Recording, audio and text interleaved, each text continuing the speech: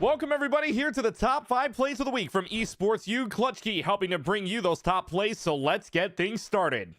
In Valorant, it's the Loyola Maryland Greyhounds taking on the Army West Point Black Knights, taken to map number 1 on Icebox, and the Greyhounds winning the pistol round, so it's looking good for them to go up 10-4, but with the Marshal, it's MIB Police from the Black Knights on the case. At the same time, but that opportunity won't be afforded. D-Sung, though, could turn this into a rifle. Potentially more. MIB Police from the Raptors doing work with the Marshal and might even present a greater threat. Jumping down with the classic. Turn into a right-click hero. A Marshal in hand. And MIB Police secures a 4K. Force round be damned. A heroic play from MIB Police, but it would be the Black Knights taking Icebox and winning the series 2-0. Let's go to Rocket League with the St. Lawrence Saints and the Bengals of Buffalo State. Down by 1 in game number 3, and the Bengals are looking for that equalizer in the final minute of the game. Luckily, Jesco decides that, yeah, overtime is probably a good thing going into the last minute. It's hard in order to even think about getting an insurance goal here. Oh boy, it does feel like SLU as well, just trying to play survival mode. No, maybe they're thriving instead. A good bouncer from Elmo Fingers does get past one defender. Turks moving this across the width of the field. The pinch, finding the midfield here. Good catch from Jesco, putting a shot on target as well. Jesco! Overtime, it would go in game number 3, and actually the Saints would win overtime, but as for the series, it would be all Buffalo State taking the dub 4-1.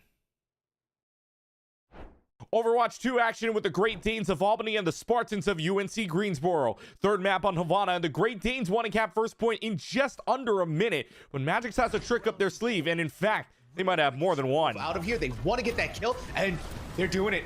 Jesse, they are doing it. Now Magix is back on the field. Lobs Nick's head, oh my god! Showing Volks in the business end of that too. The payload is still being contested, and it's all, oh my. Not only is Magix one a sniper, but the Spartans had a one of their own in the form of a broom, as the Spartans would go on to win the series 3-0. To League of Legends, where the Polar Bears of Ohio Northern take on the Dukes of James Madison. 12th minute in game number 2, and the Polar Bears want their second dragon. On the Kiana, though, Shomi is about to show us what robbery on the Rift looks like. Great rotation onto this. They got the first dragon. They are likely to pick up the second here, and the Shomi can somehow make this work. Well, they're trying, and over the wall, they got a ward and said snipe, and the steal! The steal from Shomi said you only... Dragon stolen, and even with the kill lead, the Polar Bears also got that stolen away. In the end, Dukes would come out with the dub 2-0. Let's head to Overwatch 2 action with the Aggies of Utah State taking on the Rams of Colorado State. Down a map on Nepal, and the Rams need to make some sort of comeback to force map 3. Well, a crazy team fight leads up to why Death Trap lives up to the tag. You're going to be in a great position. This Dragon Strike might be able to create some separation, but Cass is just taking heads. Cass rolls the head of the finish right now. There's the Terror Search. Is he going to find anything is the question. Immortality View happened to be used. This Death Trap finds a triple. Oh my goodness. Death Trap finds a fourth. He's going to find the team kill. It's now the Rams would force map number 3, but the Aggies were too strong for the rest of the contest, and the Utah State Aggies get the sweep 3-0. To Summoner's Rift in League, where the Aztecs of San Diego State take on the Spartans of San Jose State.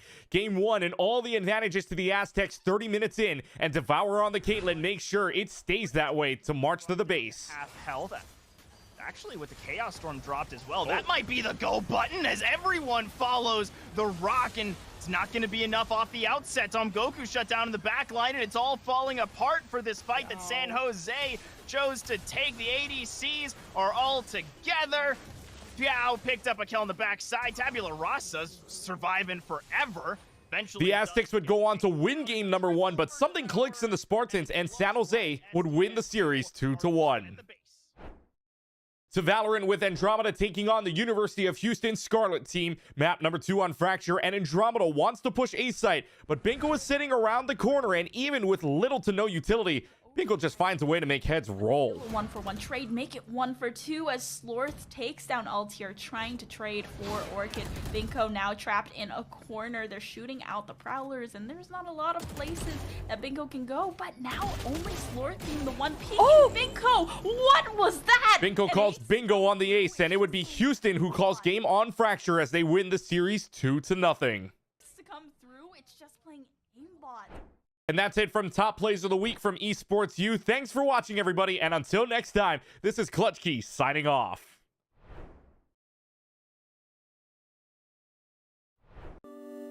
can't say that. I'll get in trouble. There's one for each game, so teams this weekend, somebody's going to have to explain to TSA why they're coming home with an extra trophy. Fine. We're fine. This is going to be great. Why is everybody staring at me? I'm not even doing anything yet. Is it because I'm in a suit? It looks nice. It's new. I'm stressing. I'm stressing. It's all right. We win these. We absolutely win these. I've never seen us lose these. I love him. I don't remember his name. What is going on, everybody? And oh, are we ready? I'll start over. Okay. What's going on, everybody? We are here at the Collegiate Esport Commissioners Cup 2022 in Atlanta, Georgia. The players are just now entering the arena for day one. A lot of them had the opportunity to be here yesterday to get jerseys, to get familiar with the area, and to get to know one another. But today, the friendly gloves have to come off, and they are all here. Earlier, I was talking to these guys. This mannequin, when they didn't have anything else set up, I could see it from all the way down there, and I thought it was a person. And I stood there for like 5 minutes, and I was like, why is he standing like that? And I thought it was like a smooth criminal. I thought somebody was giving us like a Michael Jackson impression, and then it was a mannequin. I was really embarrassed.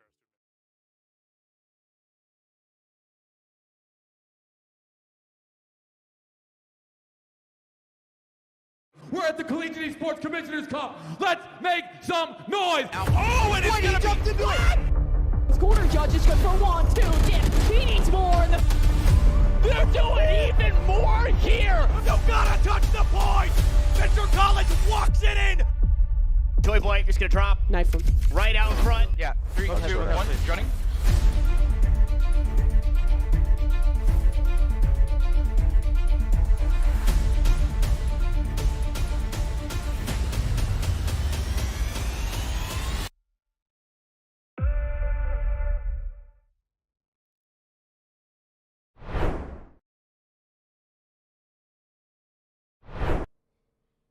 Hello and welcome everyone. We are excited to be here and ready for some League of Legends action. It is a Friday, but that means the teams are just now heating up and ever further as we are into round 2 of the ECAC playoffs. Very, very excited to be here. My name is Orbital. With me is Soph-Chan, and we will be covering the matchup here tonight, and it is going to be a very entertaining one, a David versus Goliath matchup, one that has been played out time before. It is JMU coming out against ONU, and those two teams, JMU, James Madison, currently sitting at first seed, and ONU, they are going to be working their way up from 9th seed. Yeah, it's going to be very important for them to try to get something here. Coming from 9th seed, they're going to fight real hard. It's a best of 3, so they have to get it going. If they don't get it in the first game, try to go in for game 3, because if you don't get it, you're going to be out, and it's quarterfinals. Everything is on the table.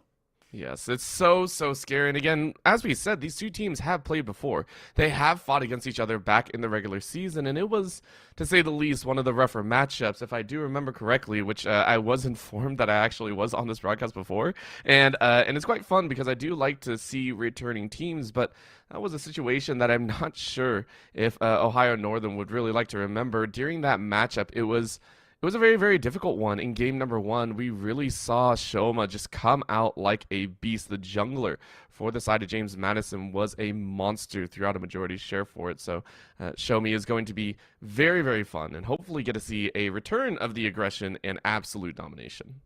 Yeah, and it's something that's always nice about Collegiate, right? You're going to fight them in the regular season, and then if you go to playoffs, you might have a chance to fight them. Now it's going to be their turn on the quarterfinals. And as you said, Orbital, their first game where they fought each other, it was very hard for ONU. It was a 22 versus 7 kills on the other side for JMU, so they're going to fight very hard for this one. The second match was a little closer, but still a victory for JMU, so a sweep for them, but instead it was 37 to 22 kills in the board for this matchup. So they proved that they can go further, that they can improve, and that they can show how they can adapt to this versatility that JMU can bring to the table. Yes, very, very excited to do so. And for time, I am excited to see this best of 3 play out because, again, it's a chance to move up in the single elimination bracket. These teams will be duking it out for a chance in round number 3. And that'll be the semifinals. The winner of this matchup will go on to face the winner of St. Lawrence League of Legends versus Pace League of Legends Gold. And that one should also be quite interesting. We'll try and keep you updated as time goes on, but that one I'm very, very excited to see. So for right now, I mean, I got to ask you, so with these two teams, as we had discussed before, it's a David versus Goliath, right? ONU, they're going to be working their way up here, and I mean, do you see a chance for them? Do you see an opportunity? I mean, do you believe in the David versus Goliath matchup, or is it more just like let's go with like the baseline? You know, this is the first seed. Oh, come on. No, I think coming into playoffs, you'll always have a chance to get things going. And as I said, they had a much better game in the second game of the last best of three they faced each other. So they proved that they can get things going. And with the time that they had during the season, I don't really remember which week of the regular season they faced each other. So they had more matches to coming. They had more time to just get more cohesive as a team, increase better communication between each other, and just be more solid as a composition. So with that, I think they come into the playoffs much more prepared, and I think that's a big chance that they might come around, take us to a game 3, and we'll see how it goes from there. All right, well, we'll have to take eyes and see for ourselves how this one plays out. Again, for the start, ONU will be on the blue side, and they'll be working their way forward through the bans here, whether they decide to go ahead ban away the jungle or leave it open. It'll be all up to themselves. For JMU, I'm very, very curious to see where they target. Last time around, it was, I want to say a little bit slower. It was more standard, more meta in terms of what they took away. But you can see here, ONU already targeting that top side. Yeah, they're targeting the top side, and one thing that you mentioned earlier was the pressure that Shomei had in the jungle for JMU when they faced each other. That is something to keep in mind as well. They had that Gragas popping off and then a Kiana. We don't see her that often, but if you get the technicalities and the mechanics behind her, you can really bring such good value to the table. James Madison is going to start that bends with a Yone, so focusing more like middle to top pressure. A Shen as well, so no protection all around the map, no global shielding, and Ohio Northern goes for Darius next, so definitely big focus on top lane. Yep. Focus on top as well as in mid, sending out that Zed ban, which I think is very, very telling. It's the respect, right? You don't see Zed too often either. So this is a challenge a little bit to JMU, just saying, hey, we don't want to deal with these specific champions. We don't want to let the game out of our control. And the Caitlyn ban, JMU going ahead saying, hey, that's the one that we don't want to deal with. And you know, that leaves open so many priority ADCs. The Xayah that I know you had talked about previously, and there it is locked in, especially with ONU going for the Rakan. And JMU lock in such a stalwart bot lane. Yeah, they do. Interesting that Ohio Northern decided to go for the Rakan. So instead of getting the Xayah for themselves, they said, well, we feel more comfortable with other ADCs on the hands of Reaper, so we're just going to take that Rakan out of the table for the enemy Xayah. They do pick it for James Madison, and with the Lulu, gosh, as you said, really nicely well-rounded bot lane. Yeah, it's one that you're excited for, but this is a great way to tank through it. ONU rocking with that Olaf in the jungle, and that one should be a pain to deal with. Again, with the Lulu, you're so happy about picking it up. You're so happy about getting the slows, the polymorphs, and everything of the sort. You can't polymorph a Ragnarok Olaf, so this is a very straight shot forward. ONU saying, we are going to deal with those slows and with those heals as simply as we know it.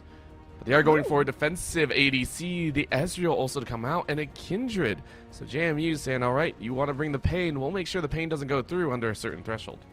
Oh, yeah, definitely. That's going to be a nice defensive pick for James Madison compared to what Ohio Northern just brought with the defensive ADC. So I think it's interesting what they're going for. We're definitely going to expect a heavy AP damage coming in the mid lane for James Madison. They already have that sort of protection from the Lulu and the Kindred, so it's time to get something more aggressive to pair up with the Xayah, something that might apply even more CC, because as you said, the Olaf is going to be unstoppable. Second round of bans that started out, James Madison going for that Wukong and on, so pressure there for the top lane, as we're probably going to see. Wait, interesting.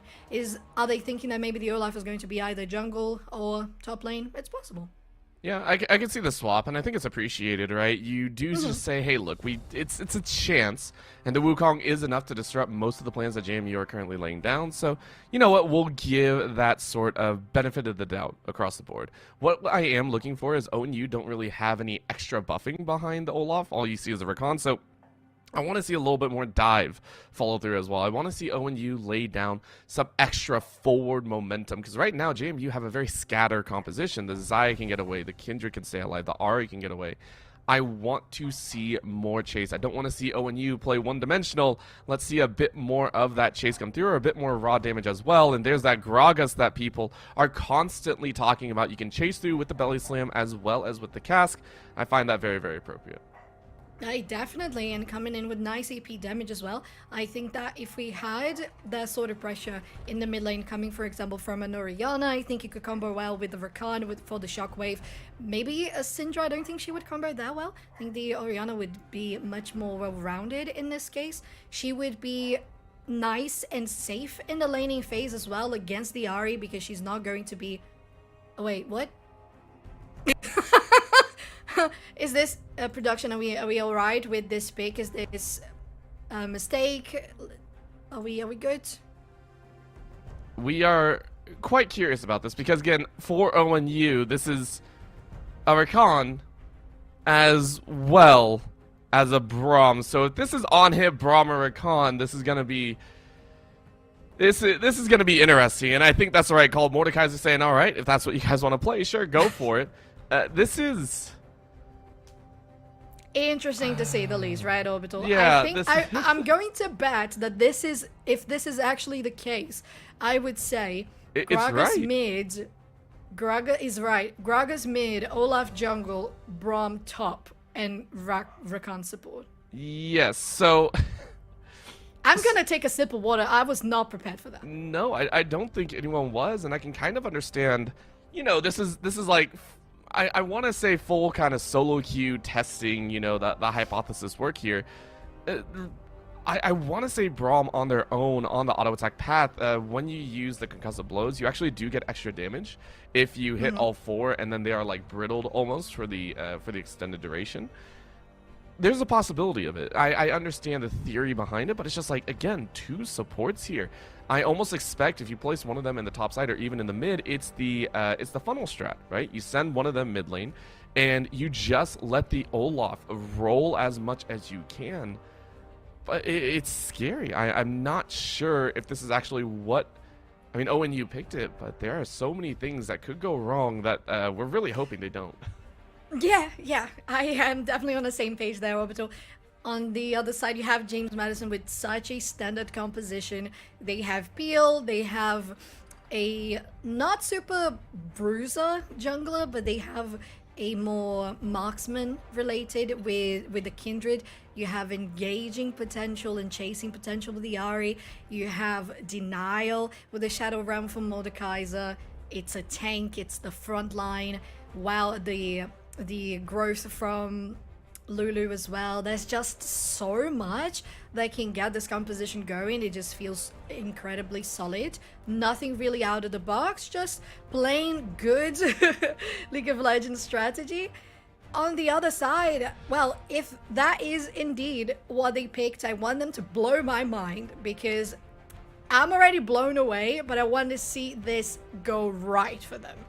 Yeah, there's so many things, and again, we're very, very interested to see how this one plays out, but we have to see it go well. And again, JMU are the squad that are slated to win this one. They are first seed, they are very, very strong, and they have built themselves a very standard composition.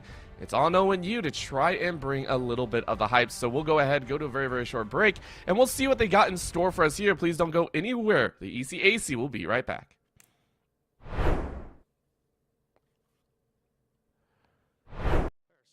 Outside. We're going to interview people when they come in. I don't really want to go outside. It looks like it's going to rain, and the suit is new, so... Oh, there's Doc Haskell. Hi, Doc. How are you? He brings a full notebook with him and, like, writes notes down. It was pretty insane. He had it yesterday. He's going to be coming through this metal detector right here. I don't know his name, though, but I recognize his hair. Jen. You're Jen? All right, we're going to interview Jen, who's supporting Kennesaw. I'm going to ask you, like, a couple of very simple questions. Okay. Are we ready? All right, great. College. I really like Georgia College's color scheme. It's just red, white, and blue, I think, but I think they did it in a really clever way. Mineral area wearing hoodies, even though it is 75 degrees outside here in Atlanta, Georgia. Absolute legends. If only Nick could hear you. Nick, come back. If he's over 100 feet away, he can't. You were whispering something, and he started smiling. I'm like, are you whispering? Oh, yeah, because he's got his headphone in if we're close enough, but... Bless you. Gesundheit. Gesundheit again. You're welcome. I'm gonna go find him. Oh, there he is! Oh my! Oh, okay. Real stuff is starting. Real stuff. Competitive integrity needs to be upheld. We gotta get out of here. Yeah, I don't want to get in trouble. I get really embarrassed when I get yelled at. 30 is okay. Wow, it's not 10:30 yet. It's only barely 10. Woo! All right, it's gonna be a long. Hey, what's up? Surprise interview. Join me over here though, so we have a cool backdrop. What are we here for? Rocket League. Awesome. I'm not going to ask what school you go to because unless you swapped hoodies, that seems pretty clear. Nope. You know, I got my jersey on with my name on it. Oh, you do? Show us your jersey. Look at John T. Turbo here. Yeah, That's exactly. not his name. I just keep calling him that. Yeah. His name is John, but My name is John Turbesi. yeah, That's my not name. John T. Turbo. Yeah, I get the message that I'm going to Nebraska where I met you. Oh, that's so crazy. So context, if we're probably never going to use this, but I want to talk about it. Turbo and I met at a LAN like over a year ago. That's so crazy. What is going on, everybody, and welcome back to the Collegiate Esports Commissioner's Cup. I am Sebdolence, joined by a man I have interviewed probably well over 10 times. It's going to be my good friend Neb, here from Bay State Overwatch team. Neb looked at me before he started his last series, and he said, "We are not dropping a map for the rest of the day." And so far, he has lived up to that title. But Neb, is there anybody you're thinking, we've got to get them out of the way, we've got to take them down? No. No? Just looking at it, each fight's its own, every game, going into it, just taking it as it comes? I have the confidence right now that we're not going to drop a single map. I love Neb because he not only is he confident, but he's correct. Bay State is one of the best Overwatch teams I've ever seen. So it's always good to hear. I love the confidence, and I love Bay State, so I hope they do a great job this weekend. So what qualifier, did you win a qualifier to get here? At-large bid. We're looking at Rocket League, we're thinking high odds, low odds, where do we think we're walking away? I think pretty high. I think we're doing pretty good. Is there anybody that you're looking at, you're like, please do not let us go up against them unless we absolutely have to? I mean, really, everybody's good competition, so. And sorry, what was your name? Ethan. Ethan from Mineral area. Yep. Very exciting. Well, Ethan, good luck. Thank you. We'll see you soon. What kind of pass? A player pass? Let me get you a lanyard. No, you actually have to like tape it to your chest, like really awkwardly with masking tape. Okay. And it's gonna fall off. Yeah. It's gonna be uncomfortable, I promise. That's a guarantee. Okay, cut that, I'm gonna sneeze. Okay, good. I'm great, everything's good. Who do we interview? Who should we interview? I don't know, I'm just here. I need caffeine.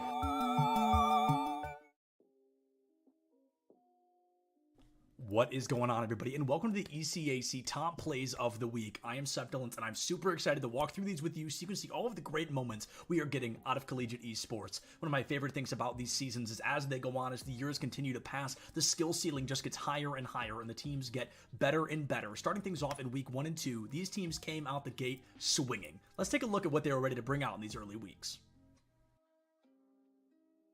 Valorant is a game all about risk versus reward, and Sin from NYIT wanted to show us just how much he was willing to risk to get that great reward of a round win. Sort of forced to pop off, maybe get a little bit more sniper play, but these direct, tight angles make it tough. You have Axorus that actually gets a wallbang headshot onto Prime. Oh, that timing on the paranoia works so well. Yo, give it up for the Util, bro. Sin's gonna pick up 3 into the site. It's a lurk on its way from the chamber, but unless you're going to spam through this box, you're not getting anything done, and Panda won't even let him get that far. Super Smash Bros. Ultimate is a game that can be decided in milliseconds, and Waka, one of the best players from SUNY Canton A Squad, wanted to show us just what they can do with only a second and a single stock on the board. Cena, Sledge option going to be charging forward smash, going a little early. They're not quite getting what you want. Drop shield after first hit, and Pin getting hit by the kick. High percent. There is the stun into Claw. That Claw could have been charged for a lot longer. Oh my goodness, that's a forwarder into stage with the stage spike and then upping immediately after. What a sick. 1 point in Rocket League can never make a team feel comfortable, but Driftsy wanted to show us that not only was he going to pick the pace up, but he wasn't going to let his team down. Defensive test with flying colors, though they couldn't get out, and that is the important part at the moment. Clears a must for UA, and it's just not in the cards at the moment. Dripsy! Dripsy connects off the backboard! What a shot! I watched it unfold slowly! You stopped speaking at just the right moment. Valorant is often called a team-based shooter, but sometimes it can't just be about the team. Sometimes you gotta have those hero plays. Spec wanted to spray and pray and was actually able to save the... And we are back and ready to go, and you know what? It's game 1. Have fun with it. Tango Charlie is on the Braum in the mid lane. We were dancing around with what this could be. I thought it was going to be funnel, but it is on it. Nope. Yes. Okay. It's exactly what I thought. Thank you so much. I said a possible funnel with the Recon mid. I'll take that. Nicely done. We love some predictions getting realized here. Nice. Okay, are they going to engage? There's no vision. We'll see if that's going to be the case. Zerny. Alright, they get to escape here. They're going to take some damage. No. That's just going to whiff away. But still, Nice, making some pressure. ONU starting now as the 9th seed, so it's good for them to at least show some confidence around. Yeah, this is, I mean, they know they're up against a pretty hefty team here, and the fact that they're trying to go for this is quite surprising. So, again, the idea behind the Recon is not to actually win. It's the same reason that we used to see, you know, Lulu in the mid lane and all that, and even Tarek in the mid lane. It was specifically to try and hone the jungle into a carry position. With this lock-in, unless Creature is just saying we will win, unless Creature is saying this Recon mid is OP with the AP, expect Olaf to be playing around that mid lane. Expect Football to be sitting in that mid lane, centered on the quarterback pretty much, and that's all it's going to be. And for Sightless is probably going to have a fantastic time. I mean, funnel strats, they only really work if you fall for it, so I expect Ari to have a pretty delectable time and be able to power through and become a monster. Yeah, on the map we have 2 wards already that are scouting around the area for the GMU jungle. So no vision whatsoever from the blue side.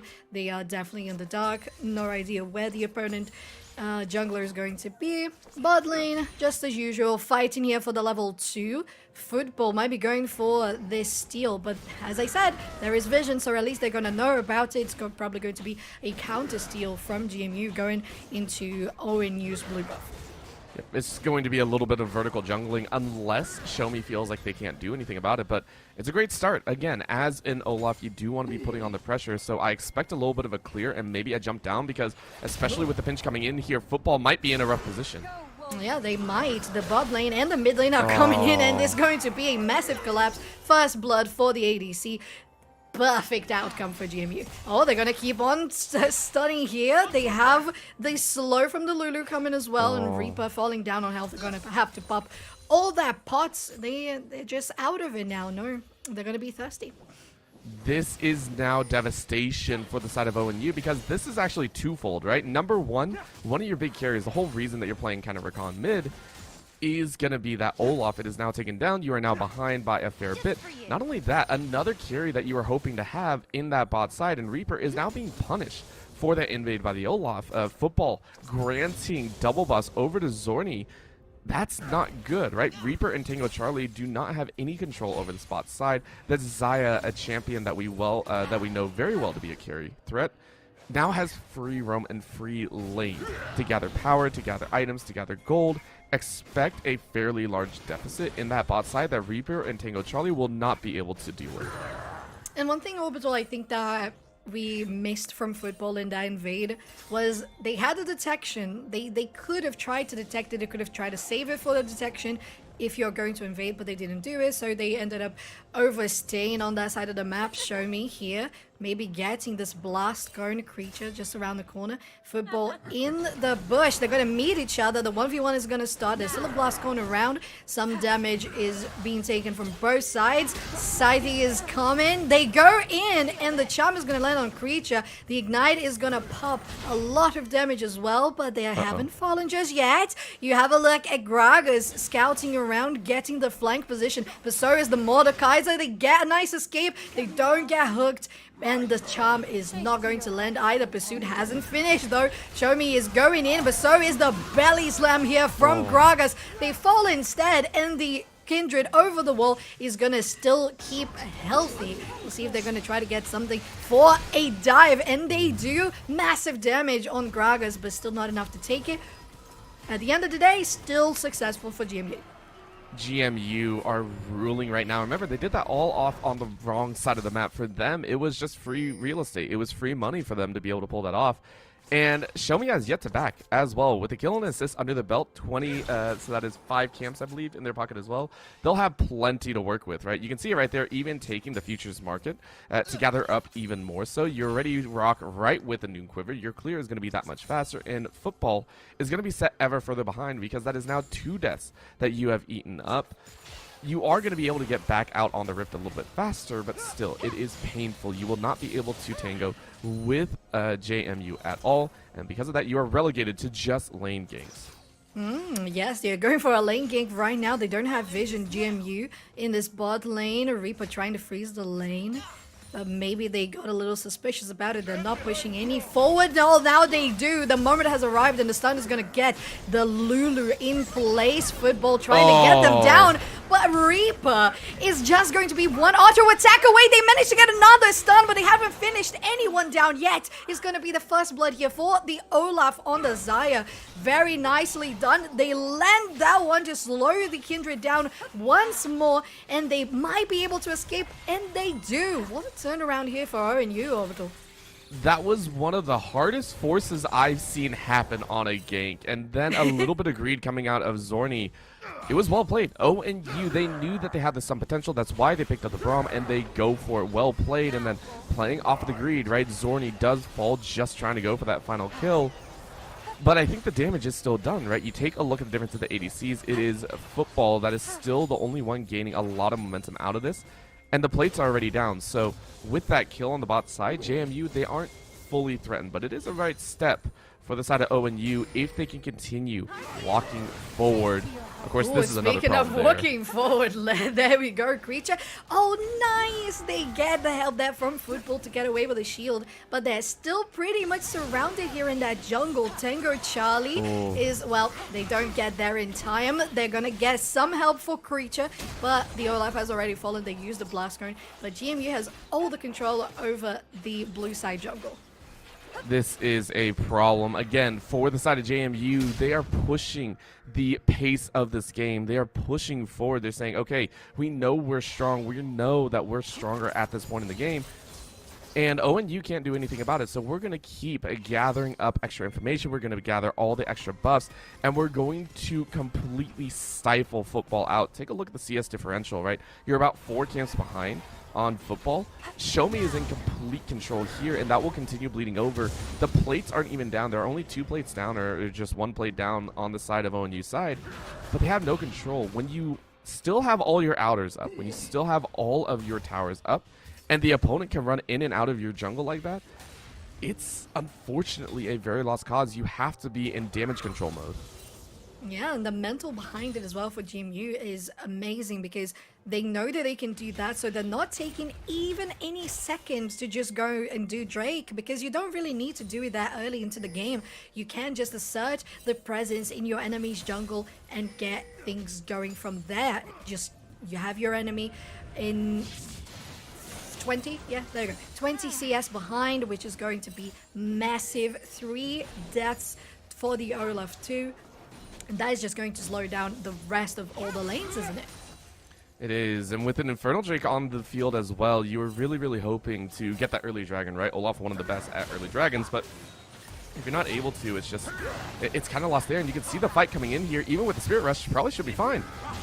Oh, yeah, they're gonna go in on the Ahri instead. Oh, the comeback! Okay, they get a nice dodge on it, so the true damage is not going to land. So the assist from Creature was definitely enough.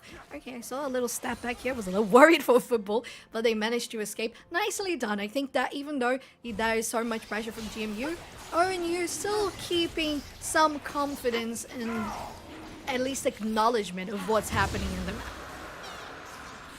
Again, it's one of those handed kills, though, right? Sightless was out. Sightless could have easily gotten out there, but decided to try and fight back. And we did see the power of the Olaf or Khan that ONU are hoping to show us here. They are hoping to play off of those heals, off of those knockups, off of those taunts and charms. It's a very real possibility, but they need about 3 or 4 more kills like that before they can start feeling confident in those takes, right? Because you got the kill, and yet you lose out on the dragon. Upcoming is now the mountain. That's going to be really, really nice to try and play on. And now DDD on this top side is getting some bully power down a motor. Yes, they are. You would expect the Gragas to be doing well, dealing some damage with the cast, but so far, nothing really happening. They're going to be going for a Herald instead.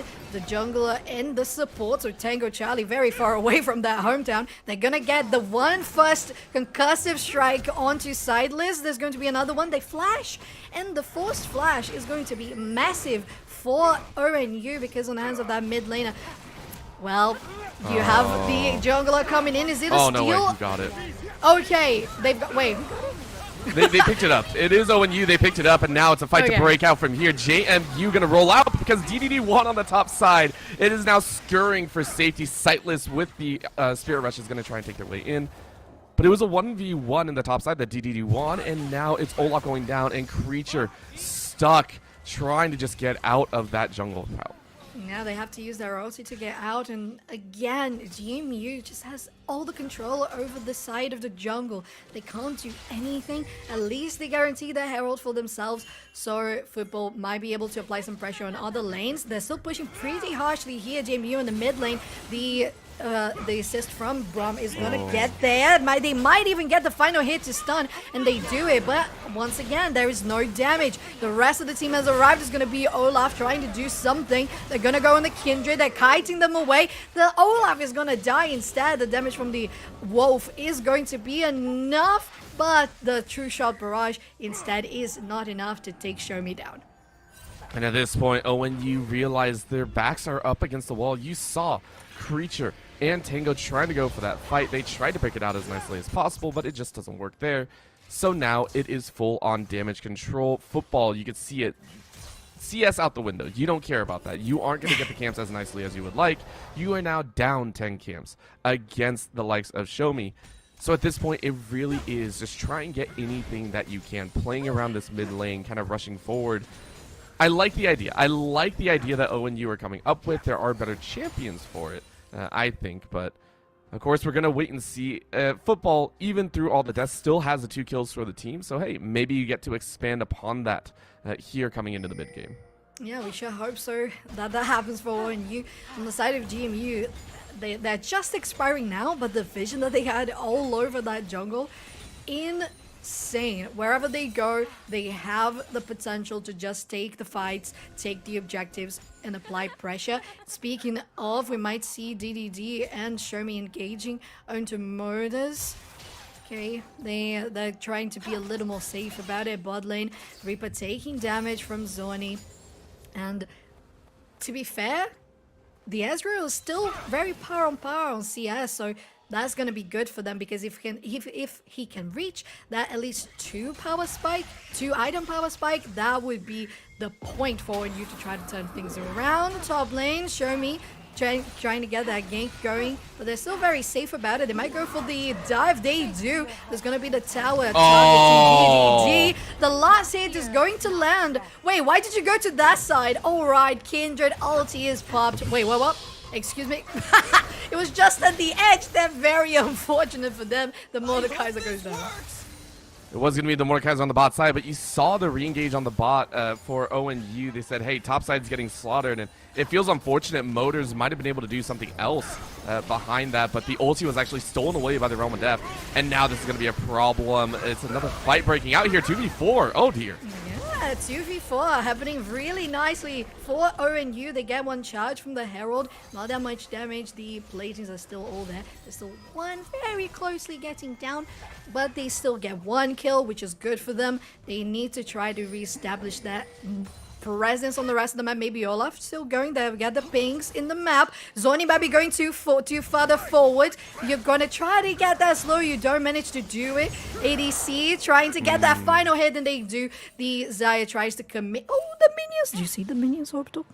Yes, the minions were having a little bit of fun, but it is still JMU playing with a little bit too much fire. They understand that the composition out of ONU is not going to have as much strength in the mid to late game. So you're playing with a bit of fire, right? Zorni was out once again. Lando, stepped up a little bit too far in the early stages, but I'm liking it, right? Again, they are taking these risks. They know it's a game number 1, and they know their composition affords this type of early game misstep. They're allowed this safety net that will be covered in the mid to late. So for right now, JMU are just like, yeah, we're okay with this. We're up in CS in some of the lanes, and most of the lanes at least. Our jungle is powering through. Show Me will carry later on. And I mean, they're going to play off that fact so much. So expect them to continue kind of putting their best foot forward. You can see it here, right? This dragon now being taken away once again. JMU on top of the global objectives. Yes, they are. Olaf is just going back to base. They're not going to be able to do anything about it. Bot lane has to be careful. They don't have any vision at all. Just that little bush where the Lulu was just at, but the rest of the river, the rest of the jungle is all red, and with that, Show Me can just take everything, any camps that they would want, and even take a flank here. Mike trying to get something onto Reaper. You see the little pet from the jungler. I don't think they spotted it. No, Pink's coming. Olaf is going to try to get there in time.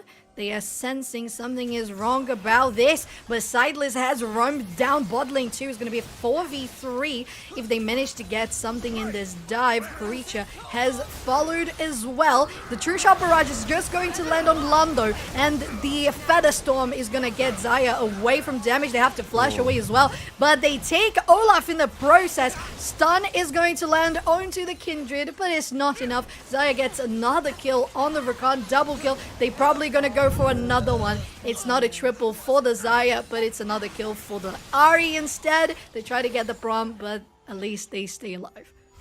And that's the difference between having 2 supports and multiple more damage dealers. You saw all 3, the ones on your screen, the Ahri, the Kindred, and the Xayah, all of them unleashing the strength that they've been holding back on. And remember, all the earlier kills that ONU had, it came because there was a player disadvantage, just because it was a 2v1, 3v2, or anything of the sort.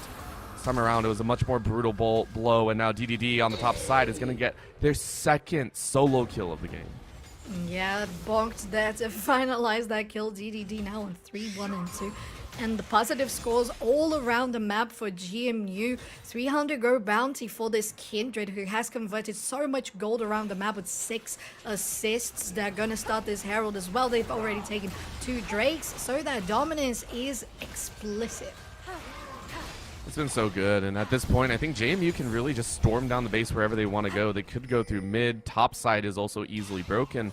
They don't even really have to look for fights. They can force these fights under the tower, even though they don't really have a siege composition. That's just how strong they are. Take a look at this. It's a 4-man push with the Rift Herald, and I don't even think ONU can really stop it. I expect 2 charges, maybe 3.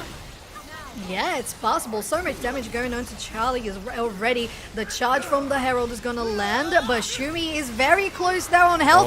The True Shot Barrage doesn't take them down. They use their ulti, and the TP coming on the Herald is going to keep them happy for a little bit longer. The Olaf takes the Kindred down. 2 down for ONU, and the push from JMU shows and proves relentless with a 7k gold bounty and over double of the kills on the board.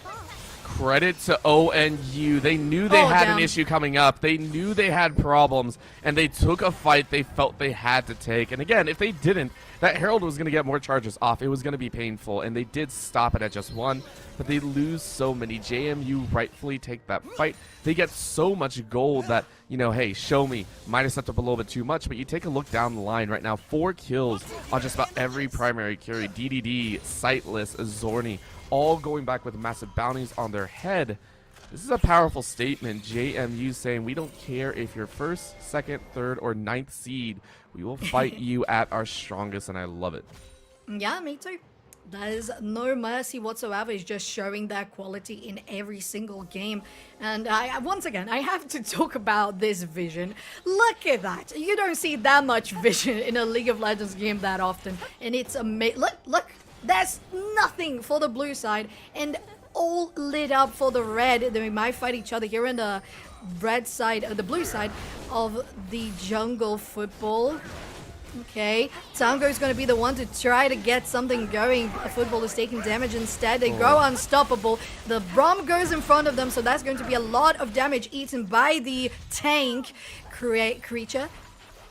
They're around, but GMU has dictation on how this game goes.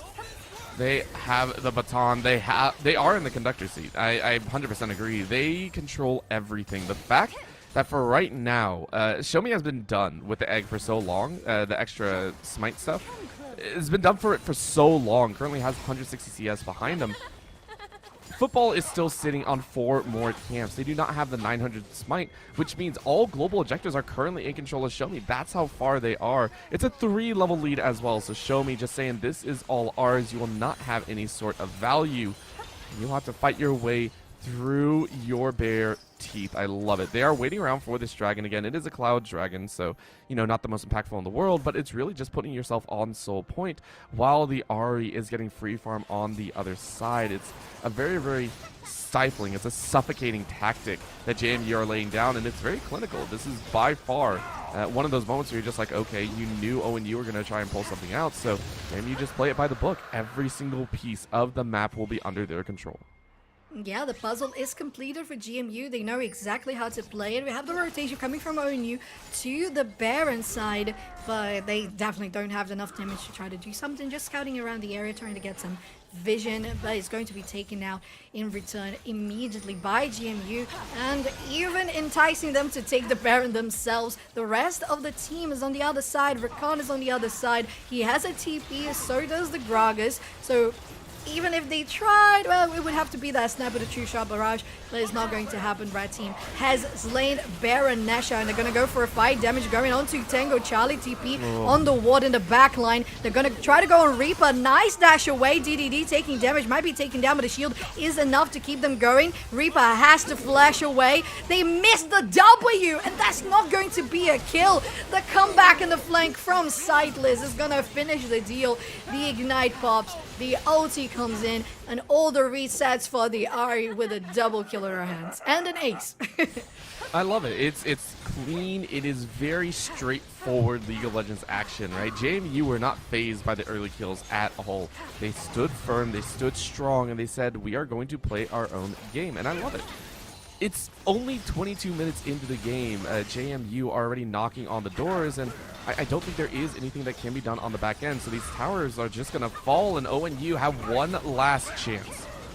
Yeah, they just have one last chance. The burst towers are going to be taken down. They have to force here. You have the Kindred ulti being popped already. They're going to have the healing coming through, but when you have the GMU team so focused on a win, they're not gonna go for the bait of a team fight. They will take down the Nexus.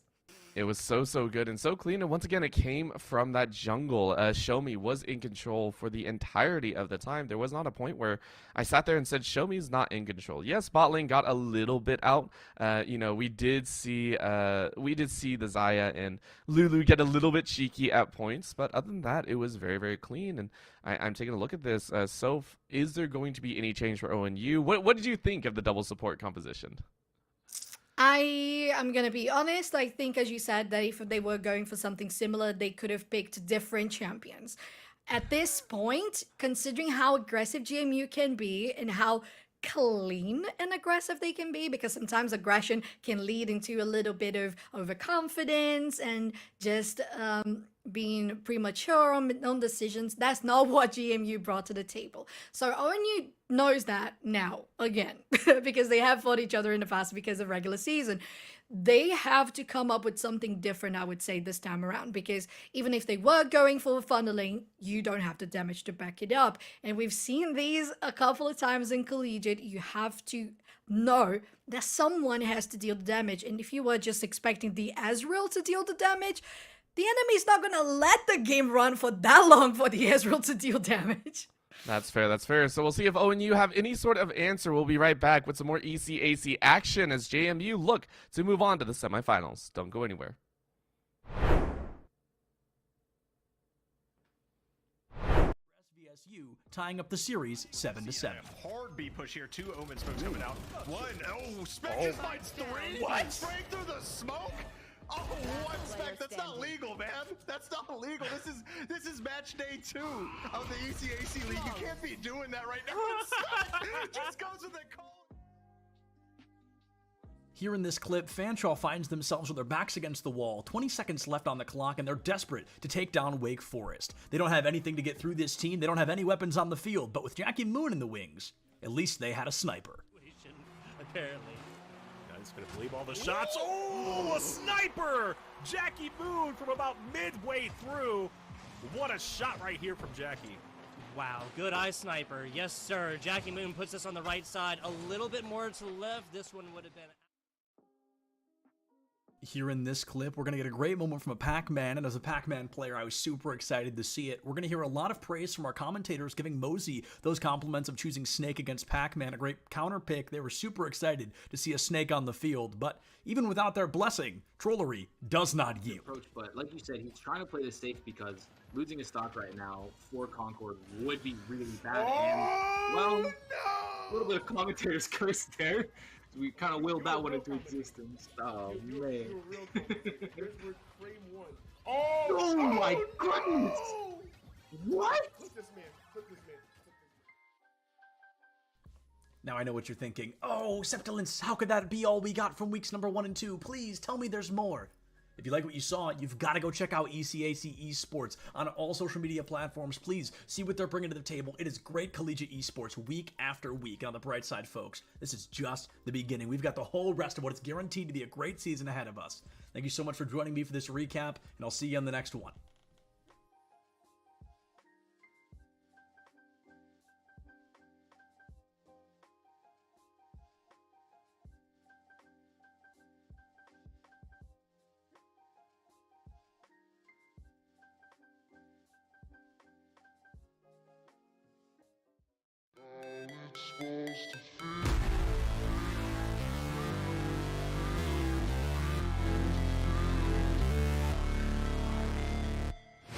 Never break, always fight, never quit, do it right, play the game, win it life, have no shame, there's no time, feel the pain, live the grind, I could change, in my mind, pick a lane, commit and climb, the only way to win it life, I never miss that fact, taking big is that we don't have these preconceived notions, and we're willing to listen to our membership and read the room, read college athletics and how it's connected and how it's not, and take what we have expertise in championships, but also throw out some of the other stuff. I remember when we first started, there were some conferences were applying their amateurism rules to all of their esports competitors, and I think we knew enough to know that no, that's not going to work in an esports culture. It's got to be very different. And by the way, the NCAA was going in a different direction. You could see the train had already left the station on that, and so it's an incredibly dynamic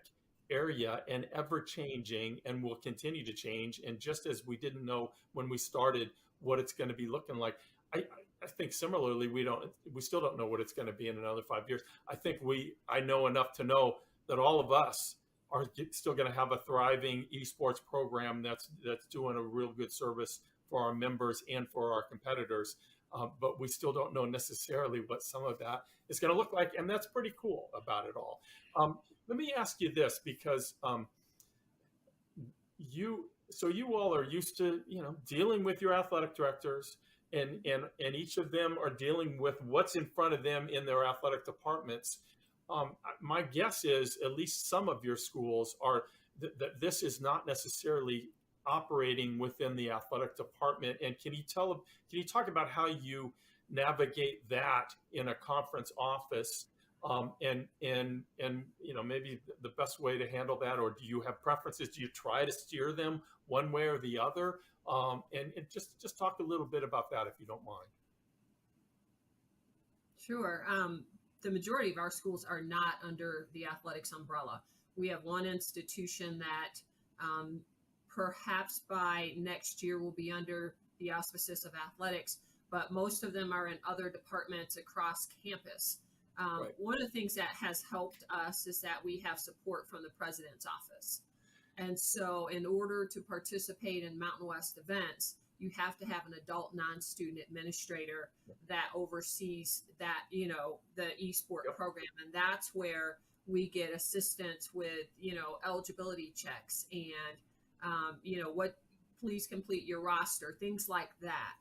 I don't know in the future, and it depends on, who's sitting in the athletics director's chairs, whether or not more esport teams will go under the umbrella of athletics. And I'm kind of indifferent in terms of whether it should, because I don't want esports to go down the road that some conventional sports have gone down with the NCAA. So we have a unique opportunity to kind of craft esports in a way that fits what esports is, as opposed to trying to fit it into a conventional athletics box, so to speak. Right. You know, I think the success of our program and getting participation is exactly that. The fact that we're not tying it in necessarily to athletics and NCAA eligibility.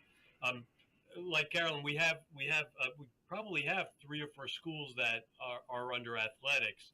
And I know it puts them in a difficult position sometimes trying to make some decisions. I got a request recently to consider allowing part-time students to participate during this year, because some schools struggle sometimes to fill out all the games that they want to play with us. And we held off on that for now.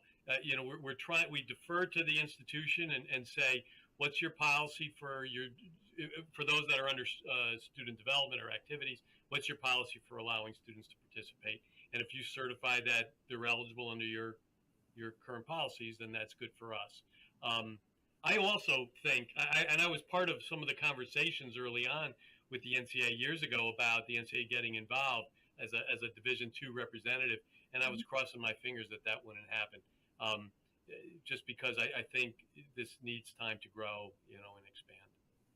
Can I ask a question, because you mentioned part-time enrollment, and one of the things that we've done here is that as a conference, we've just set eligibility standards, full-time enrollment, making progress towards your degree as the institution defines it. Are you guys doing something like that as well?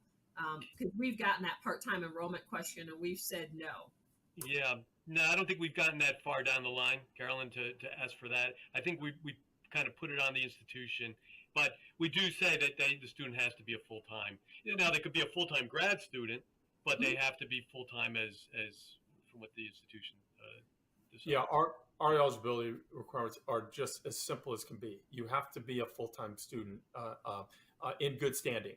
Yes. And after that, and that's about it. Now I think we wanted as few impediments to getting this thing rolling as possible in the outset. I do think as schools get more competitive, they will start to distrust one another, and that's why we have this 500-page NCAA manual, because schools distrust one another.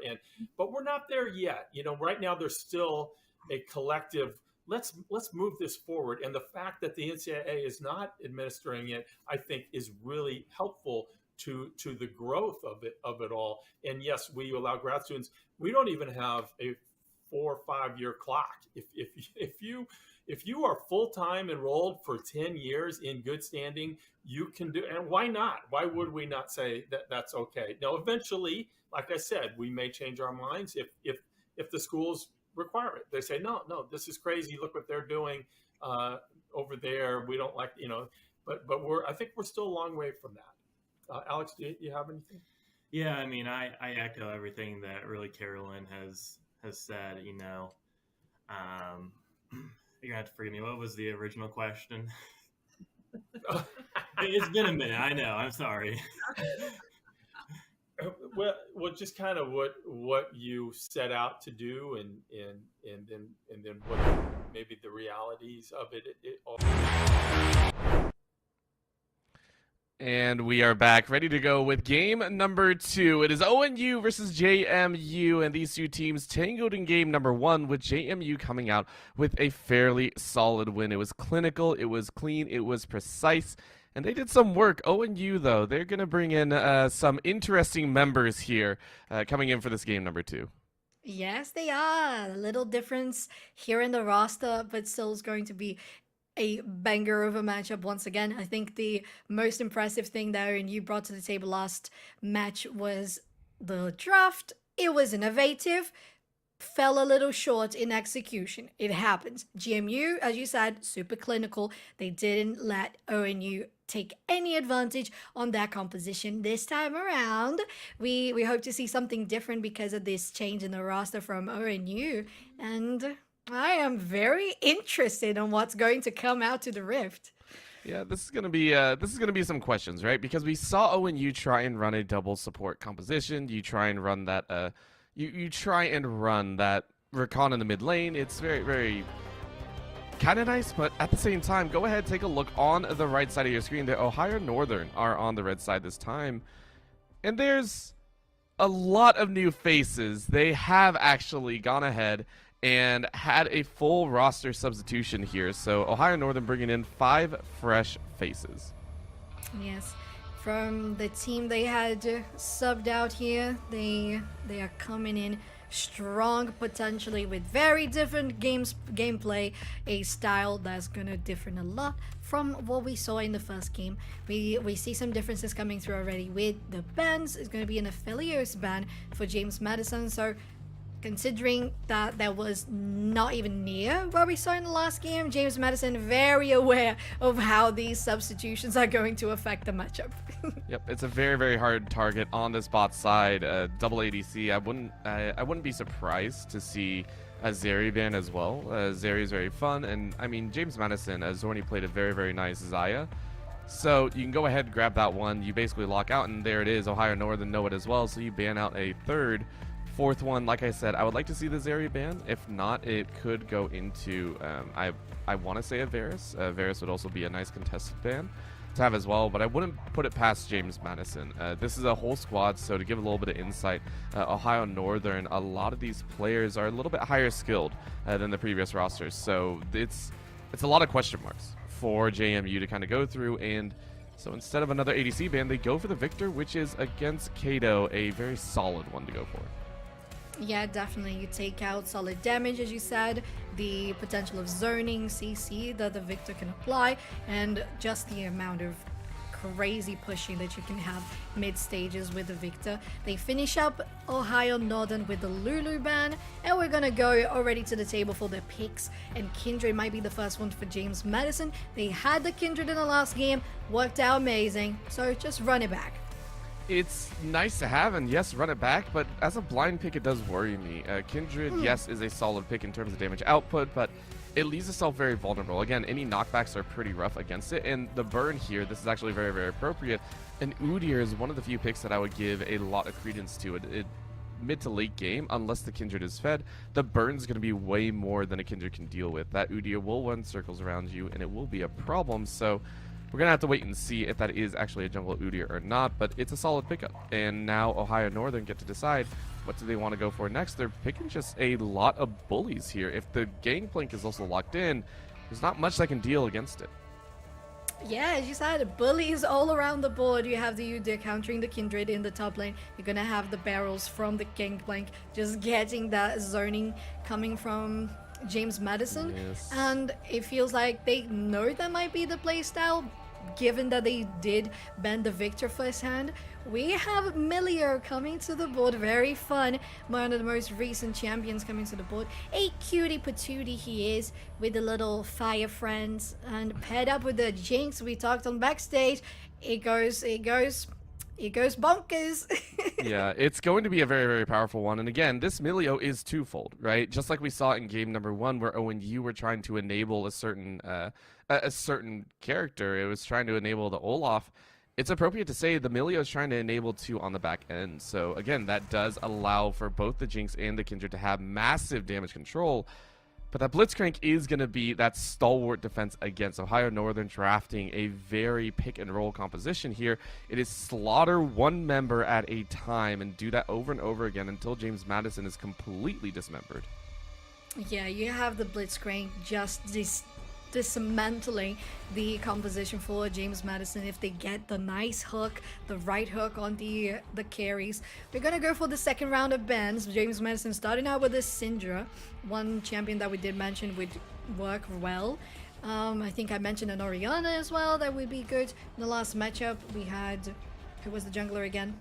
With the Olaf, with the Rakan, it would do well, but we saw it was all different from what we expected with the double support. We're finishing up Ohio Northern with the Darius and Jace very top, heavily focused, and the Silas for the mid lane ban for James Madison.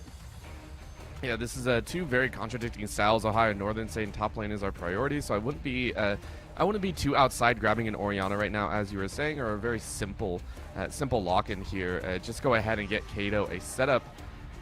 And then my brain also realized that we don't have an ADC. So this is the other side of it. So hey, go ahead, grab that ADC, and it's just all power here. James Madison, they're going up against a team that, if given a single shred of gold, they will go ham with it, and I like this. I like this call. This is the Malphite. If you do lock it in, it goes against the Draven and the GP quite well. It will fall to the GP a little bit. GP actually enjoys this matchup in terms of the bullying effect, but in the mid to late game, it's going to be powerful. Yes, do it. The Wombo in front. Please go ahead and lock this one in, James Madison. Please, JMU, give me that damage. Yeah, they're really stacking on stacking here for James Madison. And one thing that you mentioned was in regards to the zoning power and just GP having a good time against the Malphite in the mid stages. Am I mistaken in saying that GP does take percentage of HP in damage, so that would be good against the Malphite? I think there's something about that, or maybe I'm just very wrong. Who knows? I think it's not percentage, but if you go first strike, which I think a lot of GPs like to do, it does bring that extra little percent boost. I don't think there's percent HP. It's on the burn, yes, but that burn can only be procced on the Q and auto attacks every certain pattern.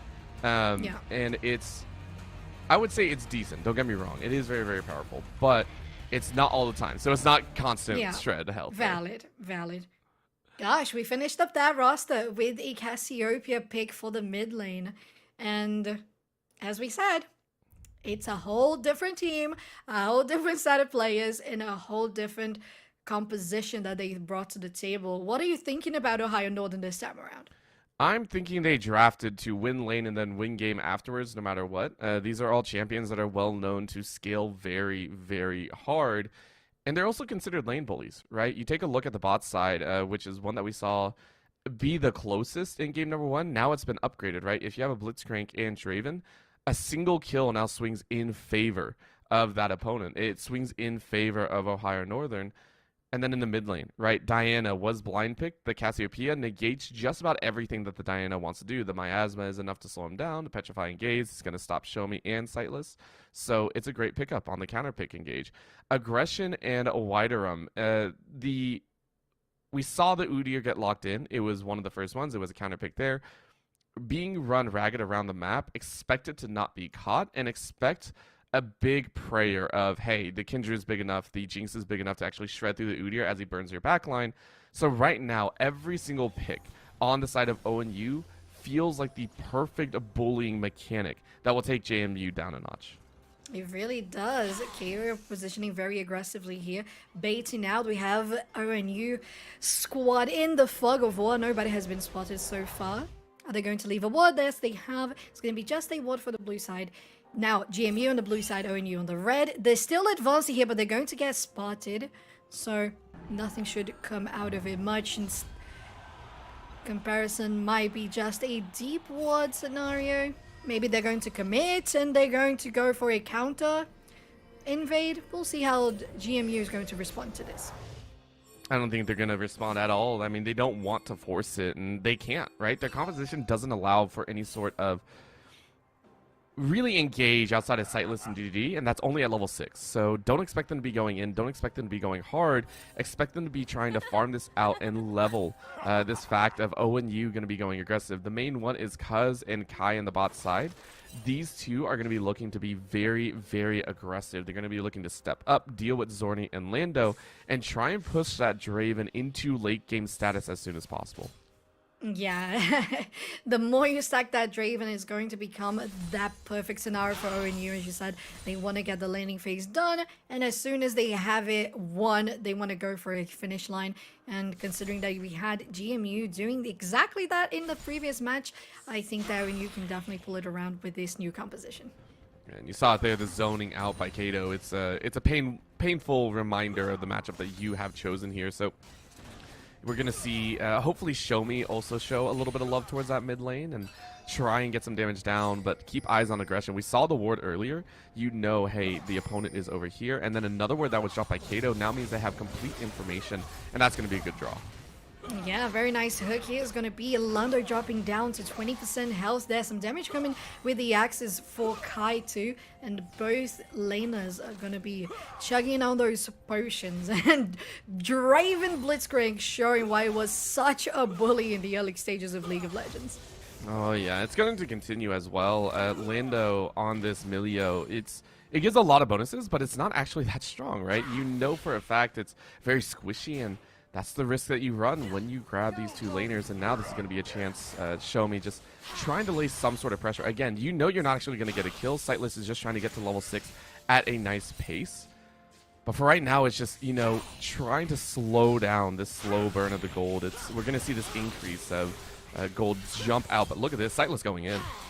Yeah, they both have the Conqueror, so it's going to be stacked very close. Kato running out of mana, still has enough for a couple of those fangs, but both of them with the potions are going to keep healthy for a little bit longer. Kato knows that aggression is just around the corner, and they have the upper hand, as you said. They have the zoning power, and considering how much the Cassiopeia can heal with the abilities, it's just no use for Kindred to come here now. Just bothering, just annoying, but no really potential of killing Cassiopeia at this point. Nope, it's again just force the Cassiopeia out of lane, especially trying to get them on a bad recall timer. Sightless has the TP over Kato, so that's really, really nice. But this is where it is on the bot side. Okay, that's good. Good dodges. Okay, nice. Mind Games coming here. Some damage from the Jinx as well. Landing onto Kai. Look at Lando go. Very interesting. Seeing some of Milio shining through in his bot lane. And really showing that they can turn this one around. And with a little bit of Mind Games, they got those dodges very successfully done. That's going to be nice as well, because you are going to try and get to that level 6. And I will say for JMU, they have a lot of good level 6 breakpoints, right? The cleanse coming out from Lando, the ultis coming out across the board is going to swing the advantages directly in their favor. But it's really about, you know, how much are they going to lose in the process. You can already see that gold stacking up. It's about 600 difference right now in favor of ONU, which is just from CS differentials. You can see it here, right? Top side is about 200, about 200 in the jungle, about 200. It's 200 across the board, except for the bot side. It's not a lot, but I want to see if it increases. That's what I'm really curious about. So take stock of those numbers, about 200 in most lanes. If that increases in the future with no kills, that means ONU are doing what they're supposed to do, which is bully out JMU, get advantages from there, and then work up. If it doesn't, if it stays within that 1 to 1.5k, JMU have done an exceptional job here in the game. Oh, really? Because the amount of pressure that ONU can do in the lane just by the picks that they have done. And that's one thing that Orbital we noticed from the very start when they chose to be on the red side. They wanted to not secure the first pick. They wanted to counter every single thing that JMU brought to the board. And it's already working so well for them. They're going to scout the area differently from the last game. We're going to see ONU being much more proactive in warding, getting vision, and now they're going to get their presence here in the Drake. But so is Show Me trying to get something scouted, maybe going on to Kai. This ADC is alone, but maybe Show Me is going to be the one to get caught in between. The damage is going to land, but so is it onto aggression. The Draven is not quite there yet. They're going to get the first blood, and that's going to be huge gold for the League of Draven. Last hit on the Jinx. It's not there yet. It's just going to be a couple more auto. Oh my god. Gotta be careful with that ranging. Spacing is going to be so necessary for GMU in all matchups. This has been a pretty solid play, and yeah, you can see the body block though there. Lando has to be in front, and I mean, it's starting, right? It's already starting here on the bot side. Kai being allowed to pick up that kill on Show Me, and Show Me just wanted to try and get some, a little bit of information, a little bit of push off, has done very well in that respect. But now the bot side, as much as I hate to say it, you are out of a depth. Kai should be able to come back with a massive gold lead. Will have a fantastic set. Yeah, BF Sword just straight off the bat. So Zorni and Lando cannot step up at all now. There is not an ulti in the world that will save you until Sightless and DDD decide to enter the fray.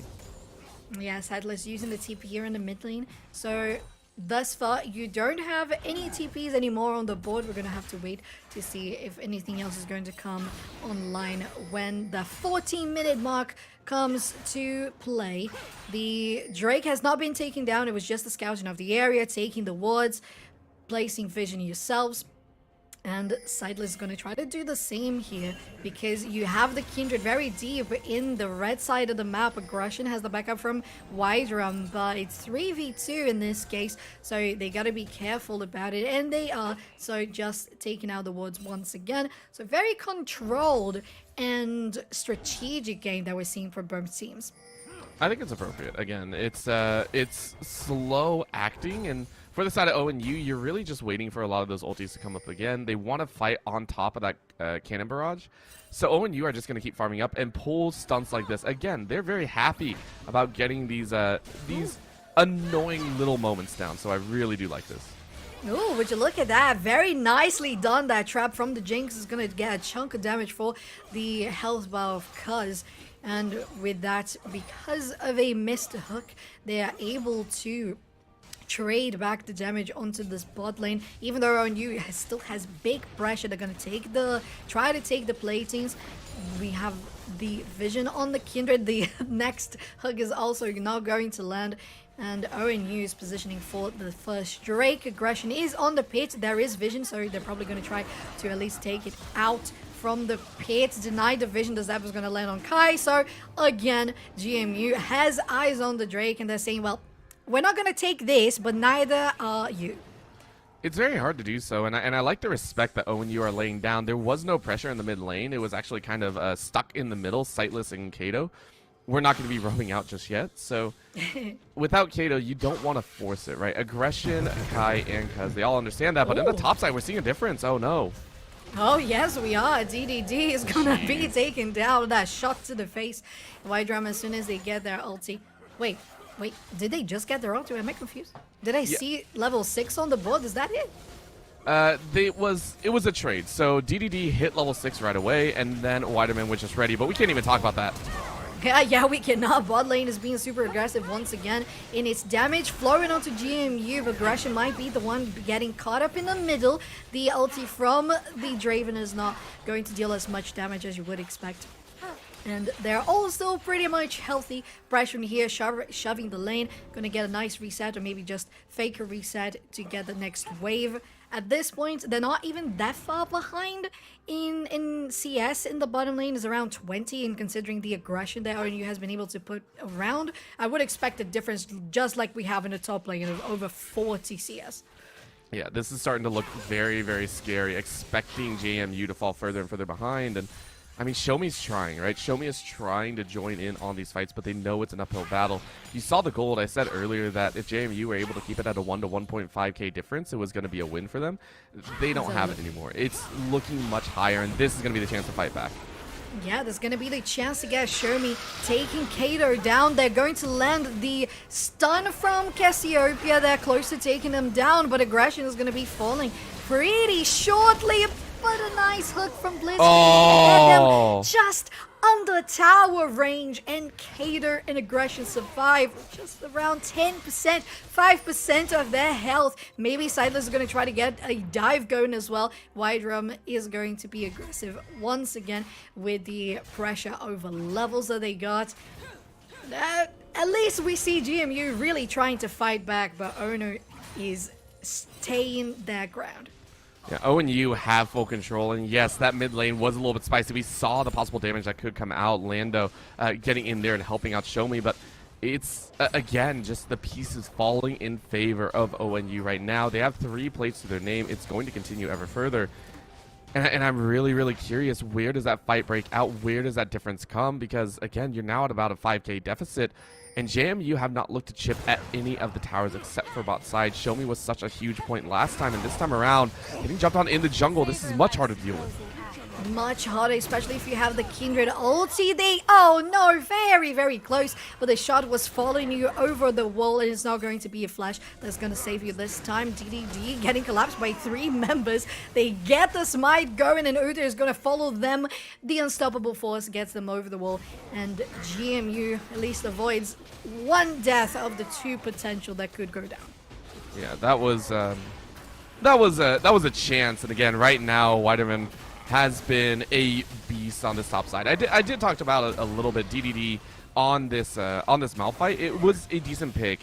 When you go up against Gangplanks, you have to do 1 of 2 things. Either you turtle and pray that you don't die and you only give up marginal gold in terms of the CS department, or you go for another bruiser and you try and take GP in that own flank and you turn it into, I want to say, a skill check, right? That's what you're looking at. in this situation, you went for the tank route and you tried to do your best, but with the early assists on the bot side and the farming that Whiterun has been able to do, it's been a time, right? It's been a very nice time. So I congratulate DDD for trying to hang on as much as possible, but JMU just, again, their comp is taking a little bit too long to come online.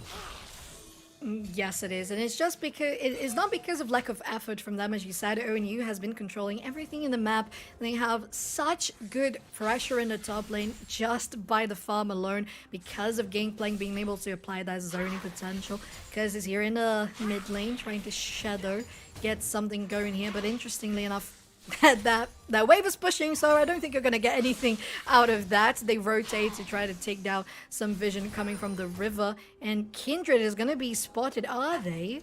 No, they are not spotted. All right, they just placed the ward, get over the wall, and Blitz also continues with their day. It's hi Dave. All right, you're good. Kuz has also been on point. So for right now, ONU, I expect them to just continue drawing this laning phase out. They're in no rush, right? This composition is in no real rush. They have exceptional wave control, and they have the top lane rolling in their favor. So honestly, it's just play it slow, play it smart. They're okay kind of giving themselves a little bit more time to scale up. The composition will blow up in the mid game with the lead that they currently have. And they're happy about it. Just the entirety of this game feels so good for the ONU squad that they're going to take it as slow as possible. In JMU, they're going to pray and say, okay, well, if you're going to let us scale, maybe we have a chance in that late game, right? Maybe DDD is able to get tanky enough that you don't have to deal with them. Maybe Sightless gets a massive wombo combo off. Maybe the Jinx becomes a beast as well. But those are a lot of hopes. Those are a lot of dreams that they have. And, I mean, I don't know if they have enough time. Yeah, it's definitely a lot of ifs and buts, Orbital, and you have the Jinx hyper carry, will need the items. You're gonna have the Kindred still trying to fight for those marks. They're gonna go do something here in the top lane, is that what I'm saying? Is that the Malphite? No, the Malphite is not there to come back, but they have TP, so they're gonna go in. Let's have a look here at the top lane. They get spotted, so it's not going to be a gank in the bottom side. It's gonna be the first turret taken down, so even more extra damage, gold, excuse me, for Kai, and with that, you just grow that Draven, and you would expect ONU to just steamroll from this point on. Yes, this is now breaking open into a dangerous scenario. Sightless is now going to feel the brunt force, because normally you see a Blitzcrank roam at about level 3 or 4. At level 7 now, it's a big difference. But the jump in the mid lane by Sightless, just trying to draw something out. Yeah, very interesting, because as a Diana with just the first item completed now, you're not going to be able to do that much damage. The rest of the team is not going to follow up as well. So unfortunately, it's going to be their ulti down. It opens up the mid lane.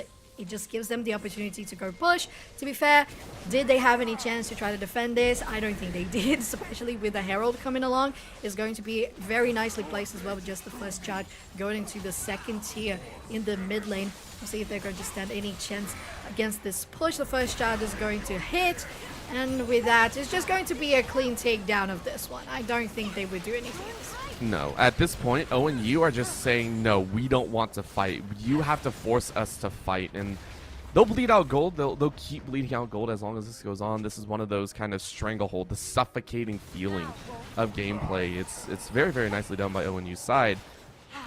But for right now, JMU are just like, we can't pull the trigger. We have to keep waiting. And, of course, the question then becomes, when is the right time to pull that trigger? When is the right time to go for that fight? When is the right time to try and go for that big, bloody battle that you know that you're going to have to take at some point? I would give it, and I would pause it, another 7 to 10 minutes. That's all you're going to have to work with. In those 7 to 10 minutes, you are praying Zordi is able to pick up so much CS. You are hoping they're able to collect at least 2 items.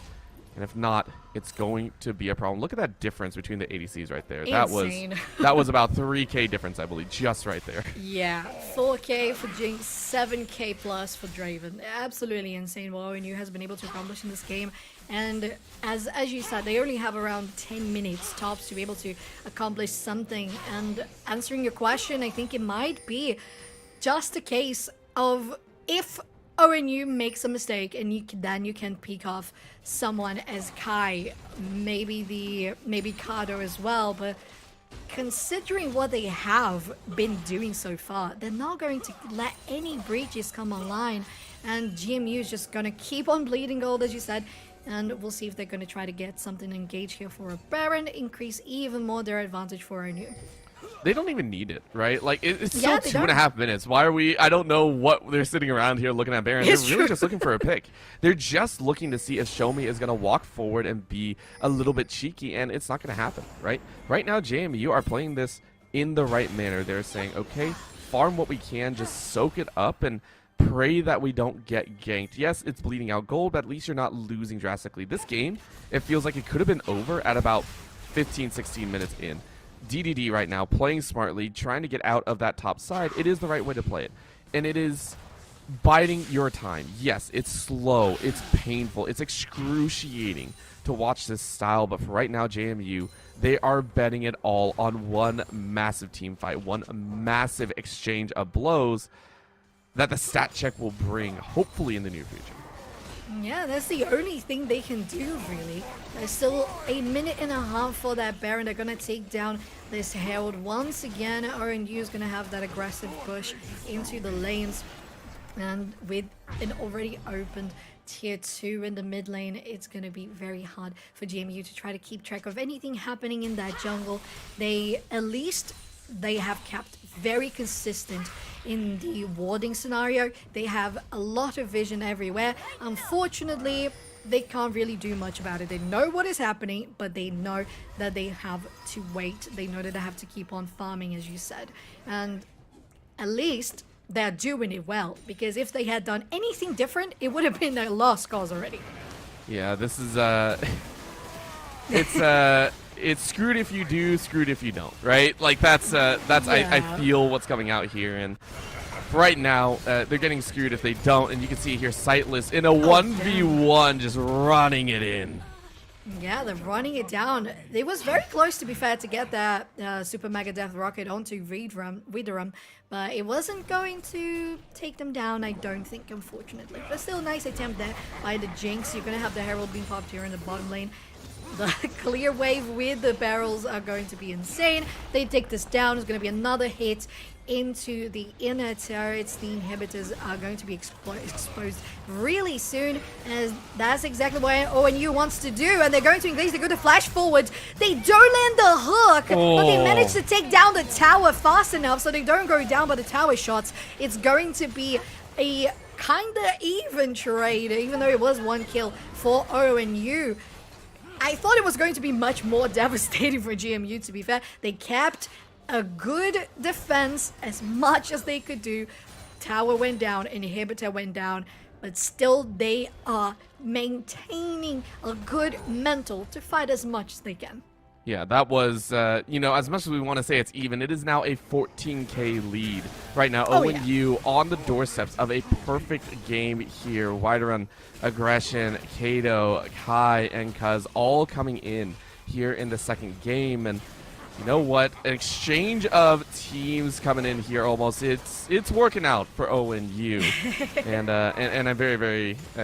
you know what, it's a tactic, and it's something that does have to be considered, and you know what, they're making it work. So for right now, eyes are open. Bot side is exposed, which does lend itself to some nice CS coming in for Zorni, but the main thing is the Baron, right? You take down the bot side inhibitor, and Baron is now available, and because you have to send someone all the way to that bot side, it's such a long run back. So this Baron is now going to be fully under the control. You can see the wards going out here as well from the side of ONU. They are fully littering that top side jungle with their own vision. There is not a chance for JMU to step up. I expect Zorni to be the only one to try and get a steal from here. Yeah, agreed. Well, we are seeing something different coming to the board. They're just going to bait that they're doing Baron, and they're going to engage here in the jungle. They don't get someone because of the Blast Cone, and they're going to maintain healthy for a little bit longer. JMU going back to base because they know they can't contest this Baron. It's going to be an easy takedown for ONU. Yep. They're happy. They're fine. It's easily done. They're going to siphon it up so easily, and Kai is the main one. So Really, really do enjoy this. The question now is, where do they want to go, right? They can go top, they can go mid, they can go bot. I would expect a 5-man push or a 1-4 and a wider run. I mean, either one's really good. Let's be honest here. Either one can work, but it is about getting that effective use of the Baron down, and it is going to be that 1-4 with Cuz kind of roaming in between and looking at that pull range. It is hiding along the top side. Expect this to be the last push of the game, and JMU, their time is coming to a close. They gotta make one last-ditch effort if they want to try and get a team fight off. Yeah, the super minions roaming down there for the Nexus turret as well. The super minions in the top, in the mid. This buffed up Baron minion is going to take it down. And as you said, this might just be the last fight of the game. Cuz is going to go in. They don't get the hook landing, but they don't even mind it. You've been saying that the whole time, Orbital. There's just been 6 kills on the board, and that was plenty enough for ONU to get their advantage in this game. Yes, there was, and this should be it. Okay, as much as I said, you bide your time. This should be it. That's Petrifying Gaze going in. Yeah, they're going in. They go in with a Petrifying Gaze, and again, most of them, they're going to go down. 3 of them, and it's going to be them trying to fight for something here in the base, trying not to get hooked, and they did. Jinx is going to be the last one down before this game finishes off, and ONU takes us into a game 3 against JMU. You know what? New face, new team, it's working, right? ONU makes some upgrades here, and it works to a T. A perfect game on the day, and you know what? They'll hang on to it. So you know what? It's a good sign. For right now, though, we are going to get ready for game number 3 because JMU, they have an uphill battle of their own now. So a lot of questions for their side, a lot of intrepid questions that they get to ask themselves of, how is this final game going to go, and how are they going to make it to the semifinals? Only time will tell. Don't go anywhere. JMU versus ONU will continue in just a bit.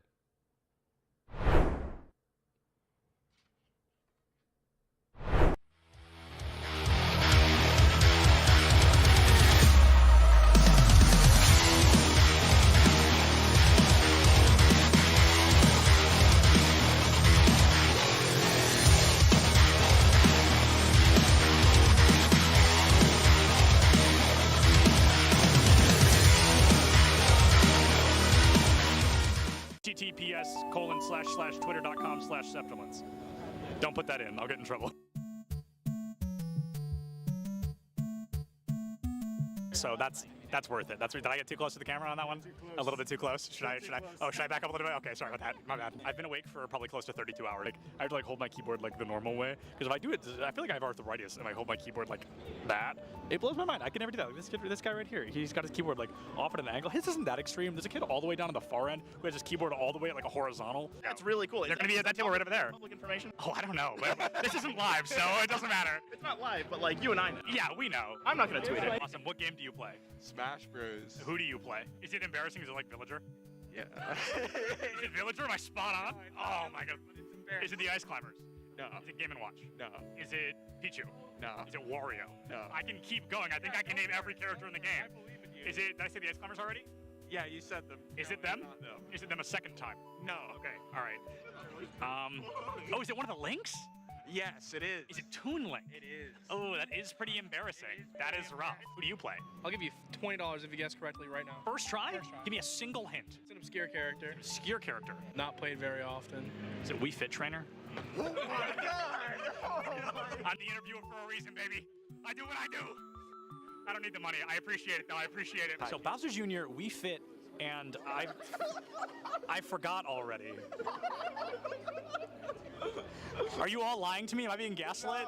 No. Bowser Jr., Wii Fit, and you told me already. Oh, Toon Link. Yep. Where's my main support at? Who are we playing this weekend? A lot of Brig. A lot of Brig, really? Brig Lucio, probably. Brig Lucio, really? I shouldn't say that too loud. I don't want to give away your strategies. It's over-under? What do you mean over-under? Like, do we think we're going to podium? Do we think we're going to come in last place? Not last place. Not last place? Certainly not last. What about, 5th place? That's doable. That's doable? That's winnable? 3rd place? Third place. That's where things get dicey? That's very doable. Okay. First place? That's very doable. First place, very doable. Love it. That's the mindset. That's what he loves to hear. Yeah. Oh my god. Hold on, cut the cameras. Well, who are you? Hello. Oh my God, I saw you earlier. I saw the back of your shirt, and I was like, I know that name. I know him. It's a quick play game. They Q sniped each other at land. I thought it was a scrim. It's just unlucky. Are you actually a Villager player? Yeah. How do you feel about Villager being notably worse in Smash Ultimate than they were in Smash 4? I wouldn't know. You wouldn't know? You never played Smash 4? No. Oh, that's all right. Nobody's gonna hold that against you. Now, who do you play? I play Robin. Okay, wow. Did you know Robin has the lowest pick rate in the game? Yeah. Isn't that crazy? Come on, the LEDs, it looks just like Samus. Huh? Do you disagree? I guess I can see The it. Samus vibe. Show the controller to the camera. We're interviewing. This is recording, by the way. Surprise. Not my control. Who do you play? I play Peach. Oh, wow, I like that. Who do you play? I play the Shotos, mostly Kazi. No, you lose against Kirby. That's just like a statistics thing. Yeah. It's maybe. This is a death match, and I think they're all in the same one. They're all on Icebox. Are they all in the same death match? Maybe. Who knows? I feel like none of them can hear me. I want to like approach somebody, but no one can hear. They all have both their headphones on. What's up? How do we think we're doing? I think we're doing pretty good. Yeah. What's your kitty? We're looking at 10 and 6 right now. Oh, hey, that's third, dude. That's better than I expected. Who's bottom frag right now? I want to go talk to them. Ian? Hey, how do you think we're doing so far? It could be better. Could be better? You're one of those rough days? Well, Let's go find more people to harass. Yeah. Where's Boise State? Who's your favorite to play? Oh, right now it's got to be either Chamber or Breach. What country is Cypher from? Oh, dude. It's Moroccan, right? It is Morocco! Oh my God, I don't think anyone is gonna get that. Oh, you're good. You're good. All right, see you later. Let's go harass Boise State more. Who is this? What school is this? Boise? It's Boise.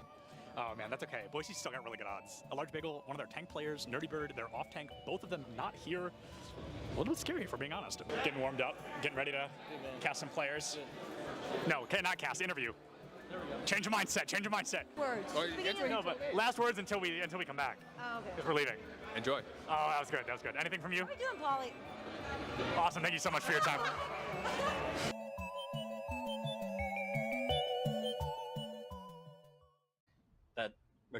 That's why we're here, right? This is why a lot of people are trying to figure out, how do we replicate what you guys are doing? How do they do what you guys are doing to a degree, or why are you guys doing what you're doing to a degree? But to kind of, I think, focus in then a little bit more, I want to talk about gameplay a little bit before we jump into business and all of the other stuff. Jensen, this one's for you, right? I want to talk a little bit about this because to someone like me who's traditionally a League of Legends fan and all that, I know that you've been a coach that's been all over the world. You've worked with a lot of different professional teams and different regions. My question, I think a lot of people want to know, how did you end up at Maryville, and why a North American collegiate college? What was the draw, or what brought you here? How did you get to this point? When I first came to NA, I worked with the models, with the academy team, and I realized that there's a lot of cultural challenges that exist that's very unique to NA and esports, right? Where there's this very interesting intersection, because unlike traditional sports, in esports, players, they don't start training under a structure or a system or a coach. From a very early age, which is what happens if you want to pick up any other sport, right? Like you start going to community events or whatsoever, and then you start developing your skills and your literacy of the game from the age of 6 or 7, and you're very used to working in a team environment, a coaching environment. But in esports and for League of Legends, a lot of times players, they go through they go up, they climb the ranks in solo queue where everything is basically self-taught, and then all of a sudden they need to be placed into a team environment. And I realized that this is something that the Asian teams got right, where they had these B teams. They have the B houses in Korea and Taiwan. You would spend almost close to a year just being a understudy or training partner for the team before you even join an academy team in the first place. And in China, they have like these massive B team systems with like lots of players in them. The moment you hit a certain rank on the ladder, they fly you in. You are then boot camping for a month there at the facility, and depending on how well you do, they then decide whether to retain you on as a training partner or as a trainee in whatever capacity, given how well you perform in those scenarios. So the West was very lacking in all of this, and culturally to do the same things and try to replicate the B-house environment or what they do in China or Taiwan would not be possible to do. But the West has a very successful model of developing sports and talent, especially in America, when that is in the collegiate space. So I looked at this, I saw the resources that was available, and when then when Clerky pitched his vision to me, it's like, yeah, this is what I think should be the future for development in the NA ecosystem for esports. Oh, right on. I think, well, maybe let's follow up on that a little bit then. Because Dan, okay, so Dan, you pick up Jensen, you've got this going. I think that's going to be my question then is, or to any other schools that want to be competitive like you guys on that level, is this something that we should be expecting to see in the future, right? Is this now, the standard that you guys, Jensen, you and Dan, do you guys feel that this, if every college across the nation starts doing this, if they start recruiting coaches like Jensen and trying to build this atmosphere, is this going to be the next standard, or is this something that's very successful that obviously it's proven to work, but is it sustainable? Is it possible for everyone, or maybe not everyone, but right, the greater sense of the industry and the ecosystem? How do you guys feel about that? It's a dream of mine, obviously, to get to a point in the future where every university has an esports team that's taken seriously, and every day they report to practice. It's an improvement-driven mindset across the whole program. I think for me, though, like, the reason isn't necessarily like to see like a March Madness with millions of dollars flowing through it. For me, it's a little bit more simpler than that. The reason why this is my vision is just because uh, it's best for player development and just players in general. What we see in tier 2 ecosystems almost across the industry, that's like below academy, I would say, like right before you, I would consider academy professional, because you're making a salary, higher salary than exists in a lot of semi-pro sports actually. But in the tier 2 ecosystem, you kind of go from like your parents' bedroom making no money on a Discord server with a coach that hasn't been certified by any national body, to playing academy, and that's horrifying to me. So while I don't see collegiate as being, or maybe it does end up being this way, but it doesn't have to be the definitive path to pro. I want it to at least be an option, like a parallel option, similar to how you can go through the Canadian hockey system, where you can choose to spend a couple extra years developing and maturing physically and emotionally in the NCAA model before you go to the show in the NHL. I'd like to see that reality in esports. This isn't something where there's a century of history to the competition. So it's a very powerful tool, especially when you're trying to convince your parents that this is a worthwhile pursuit, that you can get a college degree. And it's one of those things where, at least in America, with how expensive college is, getting scholarships after your first, like after like your 18 to 20-year-old years, is usually harder academically. You usually get the majority of your scholarships going into school when you're an 18-year-old freshman, and the way that the current path to pro is set up, a lot of players are foregoing that span of time to try to go pro for no pay. And so for me, it's more about like a health of a pipeline, health of the ecosystem, health of kind of the player experience of pursuing this, and that's the big thing for me. And obvious it's a dream. I want Maryville to serve as like a case study and a model for that. We want to show results. We want to eventually be competing to win proving grounds, to show that this can be a functional alternative to the traditional tier 2 within esports, and that's what we strive for every year. And I can add to that a little bit, just from a business perspective. I think, we're very fortunate to have Jensen and Dan here at Maryville, but I think if you're a university looking at, just adding a coach, maybe not to the magnitude of Jensen, but I think you have to look at the metrics. I think if you look at what the ROI and the business case of adding relevant esports within your university, what that means to your student life and all those different things, all those things that they try to check boxes within higher ed. I think having a relevant esports program or a relevant system within esports, every university should be looking at it, because their baseball players and their basketball players and football players are all playing gaming.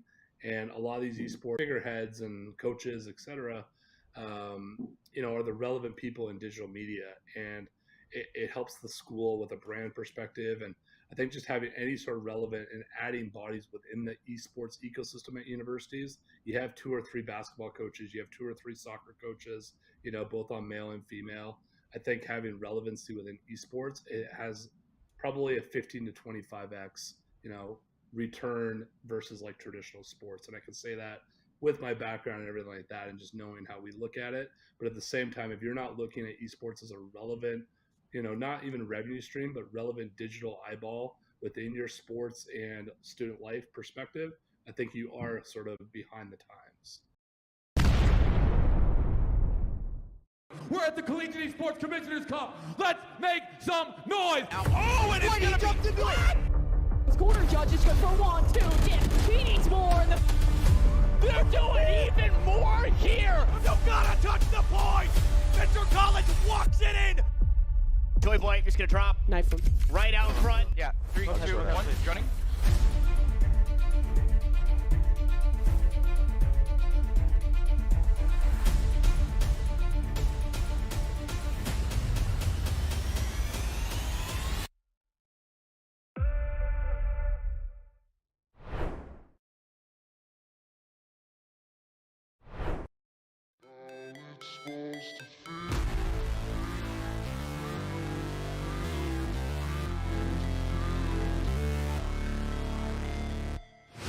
Never break, always fight, never quit, do it right, play the game, win it life, have no shame, there's no time, feel the pain, live the grind, I could change, in my mind, pick a lane, commit and climb, the only way to win it life, I never miss that fact, taking big. That's so cute. UCF, and it's really cute. So I'm gonna move down here. How do we feel? The odds for UCF? What are we thinking? They got it. No, we got this. We got it. We got it. Go Knights, charge on. 100%. My friend Nick is behind you. He's gonna record it. Don't look at him. You'll ruin the shot. Don't look at him. Don't look at him. Come on. Oh, let's go! Let's go!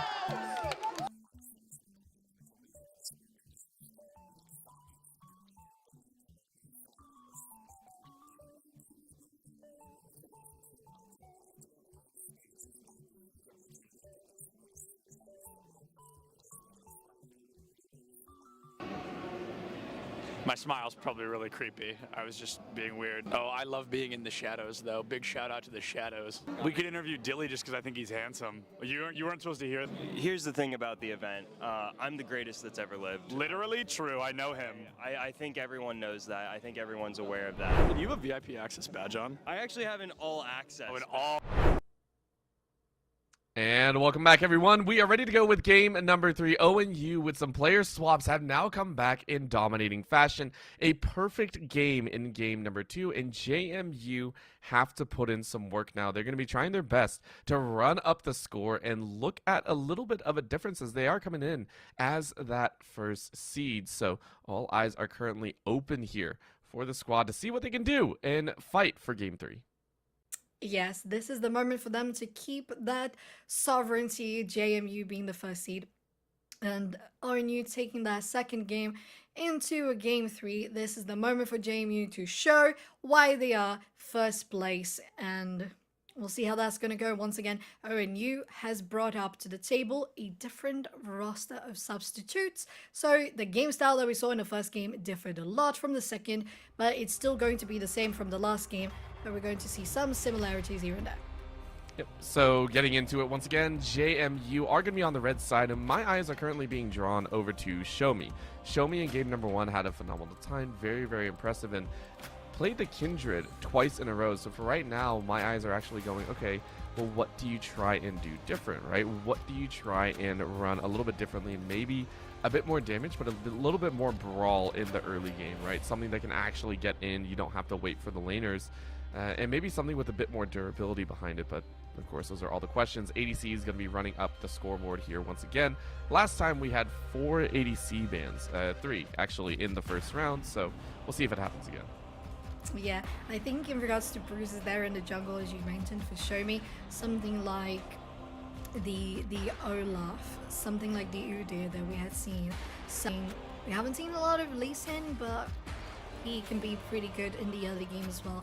For that, James Madison is going to get the Blitzcrank out of the table, definitely a menace and nuisance on the hands of Cast in the last match, so that is very understandable. Lulu is going to be the last ban for Ohio Northern, so that is Zaya Lulu out of the table. Rakan is still there. He was played by Ohio Northern before, but definitely a different mindset from what we saw in the game 1. Yeah, this is a little bit of a shift, and I do appreciate it. Saying, hey, you know, the blitzcrank was a problem. I think that's true, and it was one of the enablers, right? It was one of the big enablers. What I am worried about is that GP in the top side. Widerun still has that opportunity to play it. Is instead going to be hovering over that and locking in the Gragas. So another great blind pick to have set up here. This is going to afford DDD an opportunity. If you wanted to, yeah, go ahead, grab that Darius that was banned away from before. Go for that heavy bruiser and have some fun. Yeah, it's going to be definitely fun seeing those dunks coming through for James Madison. And we saw DDD performing super well in the top lane. Last game was much harsher in regards to the potential of zoning the wave that Gangplank can apply. But being a Darius, you have that sustainability, as you mentioned. Shomi is going to lock that Karma for Lando. So very, very nice, because you have from shields to move speed to damage from roots. It's a very complete support. Zeri, you talked about Zeri before up till today? Yeah, Zeri is a champion that people love to hate and hate to love. It is a champion that is seen as a menace in the mid to late game. And yet it's still on some of those moments where you're just like, okay, maybe we shouldn't run it. There are other options that just feel a lot more powerful. But that's mostly because of the utility that I think other options bring. This one's just straight up beef. It's straight up damage in that line. So Zeri is going to be locked in here. The chase is going to be on with the recon behind it. So now James Madison, you have to pick up your ADC here. You don't have a choice. If you don't, it's probably going to be double ADC ban on the bot side. So yeah, you have to hover across them. Caitlyn is available, but it's not going to do enough. And I'm not sure about that one. I would actually like to see a Varus. I know that one sounds bad, but I like the Varus CC, the ability to lock down aggression. But it's going to be the Kai'Sa though. So Kai'Sa, you're going to be actually going toe-to-toe and following up with the Zeri. I understand that one though. It is seen as a massive counter to the Zeri pickup. Yeah, she's going to scale pretty heavily. She has a line of growth very consistent all throughout the match. Once she gets the item, she gets her power spikes just going. She has more mobility. They hovered the Ezreal as well. I think Ezreal has been pretty much out of the scene for the longest time. Very unfortunate for a little blonde explorer. But we have already joined the second round phase of bans, and James Madison is going to go for the Victor with the Akali, so going for their focus in the mid lane. Ohio Northern as well is going to do the same. It's going to be Annie. Potentially, we could see... No, I was going to say the Cassiopeia, but it was Ohio Northern themselves who got the Cassiopeia. So instead, they have hovered the Lissandra, and they finish it off. It's going to be the Glacial Queen out of the table. Yeah, it's a lot of CC that Ohio Northern are just like, nah, we're not going to deal with that today. And I can appreciate that. But James Madison, they should be able to say, okay, these are 4 mid lane bans. We're still going to counter pick over. I don't think there's any high priorities between the two that they share in their champ pool. So yeah, pick up the jungle, go ahead, lock that one in. A little bit of front end burst. I am worried about the CC difference because Ohio were very worried about it. But JMU just going straight, hey, let's go ahead and just bring the raw damage. Graves can very single-handedly change up a game. So I expect this one to be a lot bloodier with the champions that JMU are kind of going for. Yeah, I totally agree. And not only that, you have such a good backup with the Karma, just enabling you with anything that she has on her kit. I think that's going to allow for a nice growth for the Kai'Sa. The early game is going to be guaranteed by the pressure that Graves can assert in the beginning of the game. Darius is just going to be happy. Okay, he's not going to be happy anymore. I mean, you are okay. That's 2 players that are kind of jumping into you, the Irelia and the Gragas, so it's going into the Darius. The main thing is that's mid lane, right? That's mid lane Irelia, and you are blind picking it. So Sightless has been challenged to a duel, basically saying, hey, you're not going to have anything in this in your champ pool that can deal with an Irelia. And granted, it's very hard. Unless Sightless wants to run another Bruiser and just say, screw it, we'll have some fun with it. You could... I've done some troll stuff. You could go on-hit Malphite, which has been a very, very funny one to bring up here. You could go with Mordekaiser. LeBlanc could be an option, but again, unless you say... Okay, it is going to be locked in here. So I have reservations about this. Again, LeBlanc is strong. The combinations are powerful, but it's a skill matchup, right? If you miss your combination, if you miss your distortion, if you miss the extra damage, not only does Aurelia outscale you towards the mid to late game, you are in dire straits. You cannot lose a single damage trade, or you are down in the water. Oh, so true, Orbital. And if you have an Irelia as your matchup, she is really going to use all the minions in the wave to get away from the abilities to dodge the damage coming from LeBlanc. So you got to be very, very aware of that if you are James Madison in the mid lane. And just be careful. Are there that many minions? Can she jump around? How can I predict how this is going to happen? And on top of that, you have aggression on the Udyr. You can just run it over in the beginning of the game. Just be so dominant and present all throughout the map. The Graves is going to be able to do similar stuff, but I don't think he has the same sort of mobility that the Udyr has with the bear and all the abilities involved. So we'll see how this is going to go. ONU on the blue side, JMU on the red as we jump into the Rift for our game 3 of the evening. Well, they are spotted out on that invade. You can already see everyone's like, okay, we know where you are. We know where you are. But it's the information game. Just get the ward down and back away. You can already see Cuz running around with that sweeper early on. It's going to deny the information away from JMU if they were to plant some wards down. But it's appropriate. I do like this. Oh, the call there. That early vision ward is immediately swept out. So Cuz getting immediate benefit from that sweeper. Very nice. Yeah. Sweeper is not only going to take down the vision, there's also a ghost ward. It's going to be some gold for the Kai'Sa there, but the gold from the wood also goes to the support, as you mentioned. Oh, actually, does it? No, I think it was Irelia who got it. And we are starting out the lane phase. We mentioned a couple of things. What we didn't mention was this. Okay, so we have the Kai'Sa going for a very late deep ward in the jungle. She's going to arrive here in the lane. Possibly, maybe even executing a good fake out on the jungler doing the blue buff. We'll see if ONU is gonna fall for the bait. I think it is gonna be there as a, you know what, the bait may have not been perfect, but DDD is definitely a little bit frustrated. Weideman already running into that top side, so you know it's the little things right now. Fake or no fake, it is JMU with the kind of knowledge of, hey, we have to play up, we have to play appropriate, we have to play smart.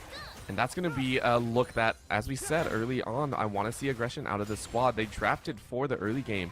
Graves early on does have some power, and Sightless, of course, LeBlanc. You're on a ticking time bomb. On the spot side, Lando and Zorni are going to be trying their best to duke it out, but this one's a little bit closer to tell. And with how ONU, with how Kai and Cuz played last time, it's going to be a big question mark for them. He has been absorbing quite a lot of damage coming from the Kai'Sa and the Karma so far here in the bot lane. And I think it was interesting the way they were pushing so hard for pressure, because a lot of their health bar was going down, but eventually it was just for them to get the level 2 first, get the priority in the lane, and with that they have pushed quite a bit there. In the top lane though, you're gonna have DDD and the Windaram once again going that 1v1. Oh, it's gonna be a kill! Yes, it is! The Darius doesn't need a dunk to finish the enemies off. First blood for JMU. You know what? You take it. They left open the Darius this time. They said, hey, take it if you wish. And you went for it. You didn't even burn Flash. That's solid, right? It's a huge win for that top side, especially because DDD in game number 2 was pressured very heavily. Remember, in game number 2, you were locked into this GP Malphite combination, and you were not happy. So a win on the board already up and happy about it. But Show Me now getting jumped on. Yeah, they're going to go over the wall. It's not going to be over the wall. Well, now it will with the flash from Show Me. But the rest of the team from ONU is coming around. Cuz has to flash as well. And with the blast going, they might be able to do something to gather around. Oh, no. Goes in. Kai is on the back line, and ONU has turned this into a fiesta, a feast for the blue team. The Sightless on the LeBlanc might be able to escape. Kato doesn't want to commit for a dive, but damn, that turned around pretty fast. Oof, that one, it was a little bit of greed coming out. You knew that you were running low on HP, and now this is going to be a death. Oh, God, Kato didn't have flash, so you can't really follow up. But it was a very close fight after that chase, and that's the damaging part. You knew things were going to go poorly, and you still went for it. So JMU getting a little bit greedy, hoping to get a little bit more after that first blood, but now it's Show Me getting ready for a possible bait. Kato might be baited in for this. That's good route. That's really nice. They missed a stun as well, and the follower from Show Me is gonna take this one. Oh, Oh! that was massively close, and Sightless gets the shutdown on the Irelia. That's the best case scenario for JMU on that engage. They are so happy that that worked right there. It was a very scary bait. Sightless really playing on was. the edge of their seat, but a little bit of shield from Lando now helps them out, and it's because JMU have identified this bot side is not going to go in their favor, right? Kai and Cuz are too strong. Even with the Cole behind it, Kai is so happy with the blue buff in hand as well. So you do have to make plays on the other side of the map. That is now 2 kills to Sightless. A LeBlanc that drastically needs to get ahead. I love this for the side of JMU. Yeah, me too. You have ONU though going very hard here on the bottom lane. You have Show Me hovering the top. There's no vision, so this is going to be very nice. They don't get the push in from DDD, but they still baited away. You have the fog coming from the bomb, and Witheram is going to try to get away. The flash forward for another flash. The potion is stacking while DDD is trying to chase this this drunken man out of the fight, and he ends up surviving Orbital. Oh, he's fine. He's fine. Thankfully, because of that scuttle. It's a nice one to have, but you see, again, this is a much more active JMU. We said it across the board. We like this. We like to see them active. And specifically in the mid and top, we should see a lot more action. JMU do have leads in both of those areas, and that will continue. Now, of course, Kato is going to be a menace. At level 6 versus a level 5, I mean, you're fine, right? You're very happy about this current setup. But Show Me should be able to use this aggression to their benefit. I want to see him getting up in the face of Widerum and Kato over and over again. And I want to see them be bullies. And right now, aggression trying to seek the other side of the rift, saying, hey, we are strong on the bot side, which means we get dragon control. Yeah, we have priority over this. They only have one detection ward. They know they can contest it. So it's just going to be the vision and then acknowledging, okay, you take this one, but it's not going to be easy once we get into the 10 minutes on into the game. Third Drake of the game. Some damage is going to land here from Zorni. I love when that ability hits over the wall. I think it looks so satisfying. Mid lane Sightless managing very well how to use the mana, how to use the abilities. So you land the root before you go in on her, and there's going to be a stun from Kato, but they don't commit into a push because there's still Corrupted Potion for LeBlanc. They're just really trading back and forth in this mid lane, and Irelia saying, well, I'm gonna push in the wave, get a nice reset, and then I just come back stronger. It's an unfortunate truth of the world, right? This Irelia is gonna be strong no matter what. It's really how much can you get out of this lane before things go south. And you don't really have an opportunity to deal with either because it is going to be a jump in. Oh my lord. Excuse me, the Zeri damage from the ulti, but they don't manage to take Zorni down. The Ignite is almost enough for it, but there's not enough mana now for Kai to go in a little bit more. They did lean in the attacks just on the turret. They're focusing on the plating. Is there someone around? There's no one to back them around, and the healing from Rakana is going to keep Kai healthy. And this bot lane for JMU really struggling as the advantage for Zeri is growing on now over 30 CS ahead. It's a massive lead, and that is a scary point. And now aggression's going to get aggressive around this Herald. Yes, they are. So is bot lane. Excuse me, the last hit from the Kaiser is going to finish off the Rakan. When did that happen? 3v2 in the jungle. The river is going to be the place to go. Well, this Udyr is going to go down. While the dominance for JMU in this top path, alongside a kill, they also get the Herald. Oh, top lane, Widerum. Was that a flash you just saw? No, I thought it was a flash. Okay, never mind. Listen. After game number 2, it doesn't matter what's going down. I don't care how messy it looks. The fact that they are up kills and up gold, I think is a huge improvement, right? Like, this is fantastic to watch right now. Even Show Me getting in on the action, saying, hey, someone's going to come on top, maybe even watching aggression here.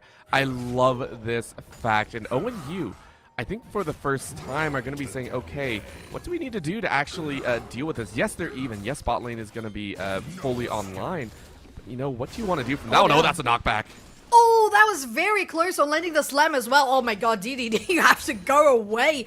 Gosh, that would have been so well chained. You had the ulti coming from wide room. You had the belly as well because it was just in range for the target, for the tower targeting them. The pressure for ONU in the bottom lane there has been massive. 3v1 cornery here on the ADC. Zorni is going to go down. There's just Karma standing. And if so they wish, they could go on the support as well. They're just going to choose to go for the platings, get the nice juicy money, and just get vision and pressure on the other side of the map. No, they don't even want that. They're going to go in. Lando tries to get something here. Whoa. They end up using the ulti and take down so much damage on Lando. It's a warning shot. You don't want to go against the Zeri. No, you do not. And remember, this is the one lane that's really, I want to say, outright winning the lane, right? Kato, at this point, we did say there is going to be that moment where Kato is just like, okay, what else do I want to do? The LeBlanc's not going to be playing aggressive, so I just bully inside the jungle, and they're making it work once again. Yes, they are. They're gathering around in the jungle as well. Who's going to get the blue buff is going to be the smite from Show Me. They're going in full on the blue side. Aggression taking a lot of damage. But Kai is on the backline. She is able to go over the wall. But the Aurelia ulti is going to land on most of them. Backup from Lando is there. But Kais is going to be the first one. Second is going to be the Graves. And Lando has to run for their health now. And I don't think they're going to be able to escape. Are they going to commit for a dive? They are not. And 2-0 for ONU on that engage, but top lane is DDD flashing forward. There were not enough stacks for that ultimate. Oh, the bleed? Very close. Oh, very close. The potion. Very clutch. This is going to turn into a DDD and Sightless versus Kai and Kato, I think. This is going to be so scary, and I love it. Are they looking? Sightless is just going to come around and delete him. Yeah, they are. Oh my god. Oh, was it okay, I think it was. I think it was just the W in Q into the mirror reflection. What is it called again? It is a mimic. Mimic, that's the one. Yep. I was almost there. Yeah, it was distortion, sigil into mimic, and it's just the burst on that Q is very nice. So and it was a setup, right? You knew this was going to happen. We saw it on the minimap the entire time. So DDD is happy in the top side, and we did say, right? What are you going to play through? Show Me is going to play through the top and mid, and on the other side, Aggression is going to play through the bot side and mid a little bit on their end. So this is rightfully how it plays out. You actually get a second charge as well off that Herald, and it's going to be nice to play. Oh, well, maybe. No, you don't. Never mind. I thought they were going to push. I thought they had enough, but I guess not. Yeah. So it's a nice pickup on either side. It is not going to be a perfect game at all for ONU. This time, it is manifesting a possible angle here as bot side is just continuing to get bullied. Yes, they are. Aggression is going to go aggressive as they should. They're going to have to really run for their lives now because they don't want to face that, oh dear, the Fed Kai, because there's not a lot that JMU can do in the bot lane. They might as well just let this tower go down. They're going to have to run away. Mid lane though, there were a lot of platings going for the Aurelia. Very close there. You had DDD on pulling Aggression in, but it did not connect. It was, that's the whole reason that you go Udyr, but it's the threat value as well, saying that DDD is now going to be roaming out, now going to be swapping up different lanes, and it's on Show Me to actually stop Wide Rum in that top side. So I'm very excited, right? This is now the point where we get to see if JMU can continue kind of pushing forward, because for all the action that they built, ONU are actually still up in gold because of this bot side. They got all the plates, they got all the value once again, but the CS has been out of their control. That is 2-0-4 on Kai. And remember, just as much as DDD has been roaming out, it is now Kai unleashed. This is Zeri, the one that we always talk about as being so bloodthirsty, so annoying, so frustrating to deal with, is going to be a problem, but that's going to be a flash out in the mid lane. Yeah, very nicely done. The flash escape, and then the backup from Lando is going to get a lot of damage going on to Kato. But the team is coming along, and it's the Kai. It's the boss fight that's going to come in. She's popped already the ulti. but not quite connecting to all of the champions there. They're dropping very low, but not enough. They're probably going to take this tower down. No platings are left, but DDD has arrived and they're going to go juicy onto this guy, and they're going in with the Phantom. They're going in with the movement speed, but they're not able to reach them. They end up not only escaping, but JMU protects that tier 1 mid lane. Yeah, there was not really a chance. I mean, without Flash, DDD ain't getting in range for right now. And the scary thing is Kai was able to back off 3 people. That was 3 members that were going all in on Kato, but this is the thing with an Aurelia, right? The reduction inside of that W, being able to shield much of the damage and not being CC'd down, it's ridiculous. It feels so... It makes all your damage feel underwhelming. It makes you feel worthless when you go up against it, and all they have is a Bork and Merc Treads. There is nothing else behind it, and yet Kato is able to negate and dish out so much damage. For Sightless, it's been a pain, and now we're going to see the fruits of the labor on Kato's side. Massive win in the 1v1. Yeah, it's maybe going to turn into a 2v1, 3v1 if they try to commit onto Kato. But they know that they're very strong at this point. Might as well try to be a little more careful about it. Shomi hasn't been spotted. They're going to go for a flank. Very nicely done. Do you have any pressure? Lando might go in for the root, but it is going to be the stun onto Sightless instead. They go back, but the TP is going to follow from ONU. It's going to turn into a 2v2 where so much damage is going into Kato. They try to retaliate. The ulti coming from White Drum is there. They're going to try to do it, but it's not enough. It's going to be a 1v1 at the end. They've taken down so many of them. Show me you have the damage, but you got to dodge it. It's going to be a flash forward and a kill onto the Gragas. JMU coming out on top, but mid lane is going to be their Herald popped. The tier 2 taken down, and another charge on the inhibitor tower. You know what?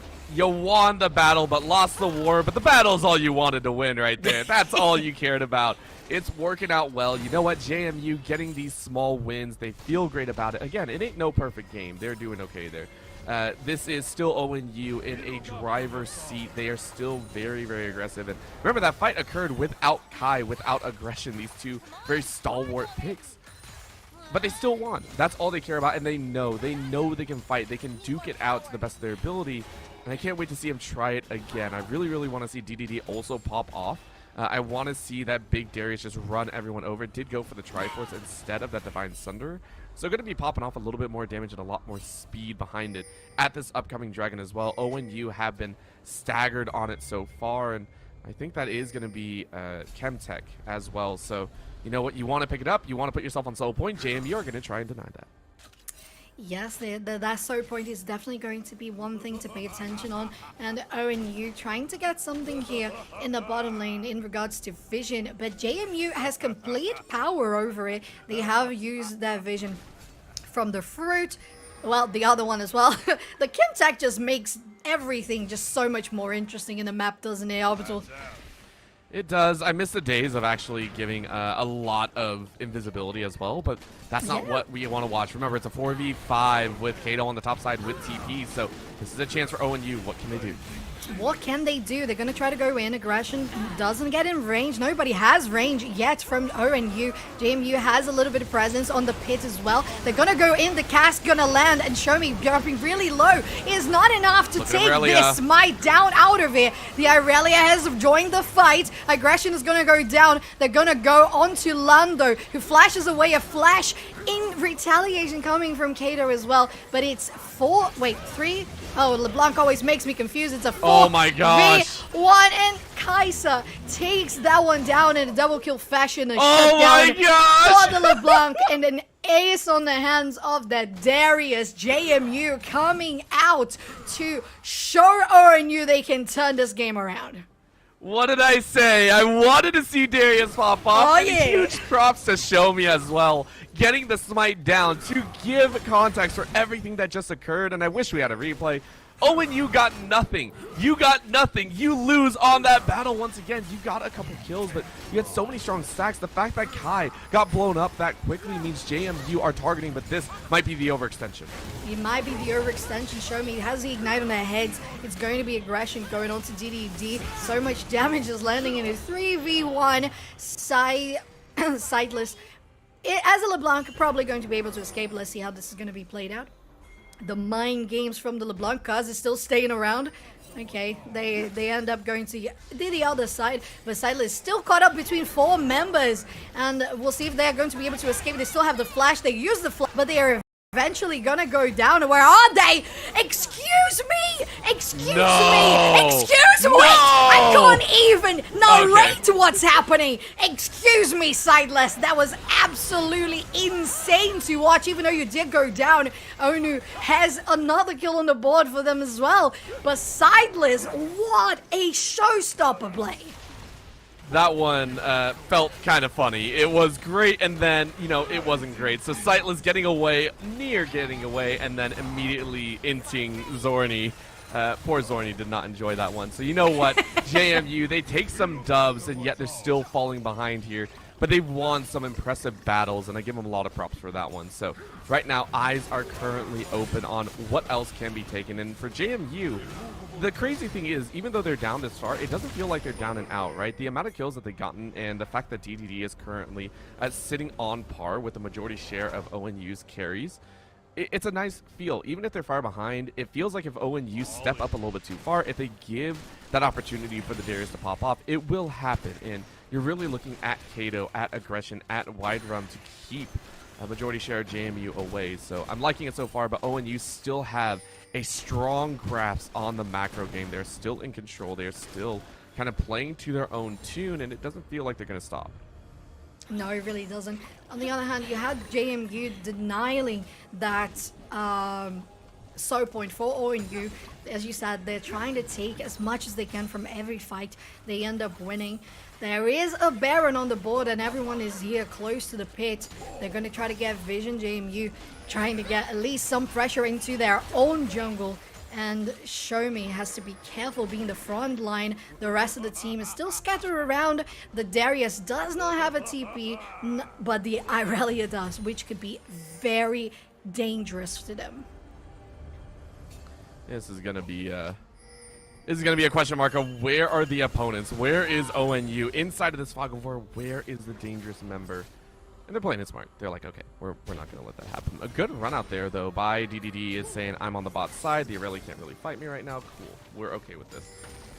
But yeah, as you said, yeah, we're still dancing around that issue. So Sightless is going to try and play out. But look at that. Full control. And now, oh no, is Kato going to win? Kato wins it 1v1.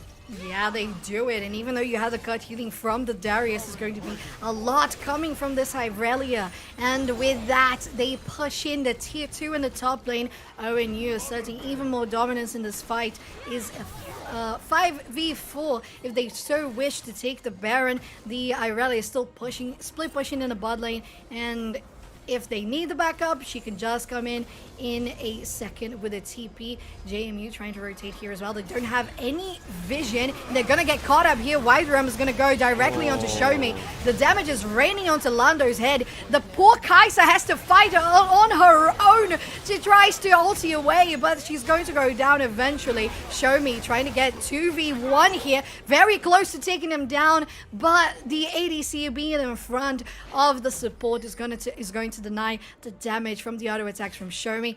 The only one surviving that fight was the LeBlanc, but the Irelia still has eyes on her. Is this going to turn into a disaster for JMU? It's not, at least for the moment, because ONU is finishing up that Baron. This is ONU saying, all right, we're done playing around, right? That was them saying, we have messed around enough. We are now going to take all of your economy. We're going to take everything. We're going to take your base. We're going to take your lives. We're going to take your gold. Imagine if you could actually steal gold in this game. That would be crazy. Oh my God. ONU are going to be looking to storm the base. They have everything in their hands, right? Another dragon coming up. They'll put themselves on Soul because I don't think JMU could even attempt a chance at stealing this one away.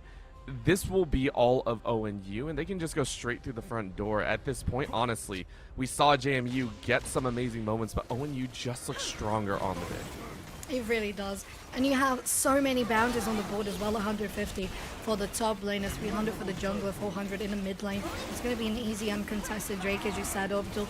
JMU trying to find some way to breathe, some way to grasp the plan on how to proceed in this game, because they are falling behind, bleeding gold, as you have been saying, Orbital. And it's just going to be ONU on the lead if they keep on getting this pressure going. They're going to try to get something here on sideless. We have something going on the screen, but it has been fixed quite swiftly. Widerum is going to be pushing with the powered up Baron minions in the bottom side. You only have the Zorni, the Sideless, and the rest of the team has arrived. DDD might be able to do something. It's definitely going to rely a lot on this big bruiser from the top lane. We'll see if this is going to turn into a dive or a mighty defense from JMU. The tower is going to go down. They pop the Shirelias and they're going to go try to get something on Widerum. It's a tanky boy you're going to try to take down. Only half of their HP has been taken. The Sideless is almost dead. It's squishy compared to a Gragas. And with that, ONU still gets so much pressure, not just in the middle, taking down that inhibitor in the hands of Kato, but also the bot lane. It's collapsing for JMU. Everything falling apart here, and they have one more chance. They have one more chance to try and explode onto the rift here, and they're going to try and make it happen. ONU pushing in. Look at DDD, show me, and Sightless to start things off. And we'll see if this is going to land into something good for JMU, as they're going to try to defend that base much longer. They're going to go in. Kato might be a little overextending their welcome under the turret. They're going to have to flash away.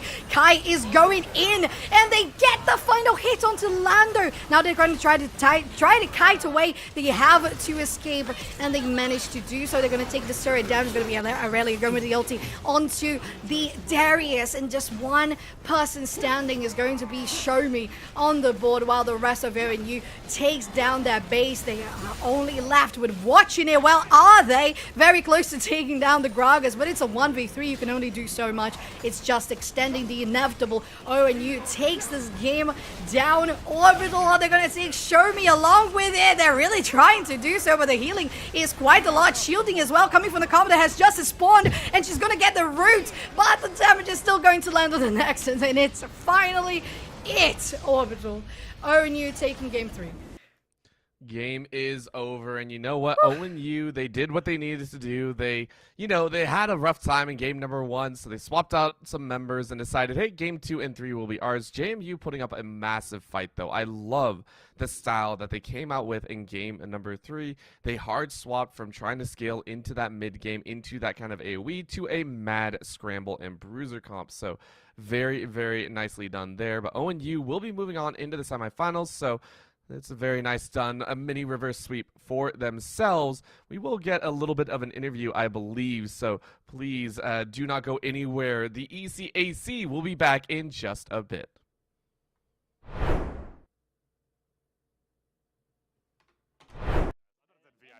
And that's only available for the best. That's true. He's right. That's a main stage TO right there. If this goes live, I'm suing everybody.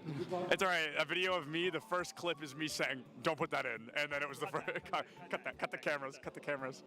Oh, you're recording already? Great. So this is this is Bay State versus UCF. I believe something that we saw yesterday on day 1 of the tournament, but instead we're going to have that run back here. I think they're fighting for a spot in Grand Finals. Anarchy, one of the best Greninja players in the United States, currently struggling against a Terry notorious for that DLC privilege, being a very strong character with some very strong abilities. Greninja, not so much, considered one of the weaker characters in the game. A Falco player, one of the best in the United States, and he just got spiked by a Terry. Same Terry that took out Anarchy literally minutes ago. UCF still up by 2 stocks. This guy is looking to rip this team apart single-handedly. That is, I mean, nuts, to say the very least. Absolutely absurd. That was a disgusting spike. I cannot believe that happened. Will you hold the microphone so I can sign this?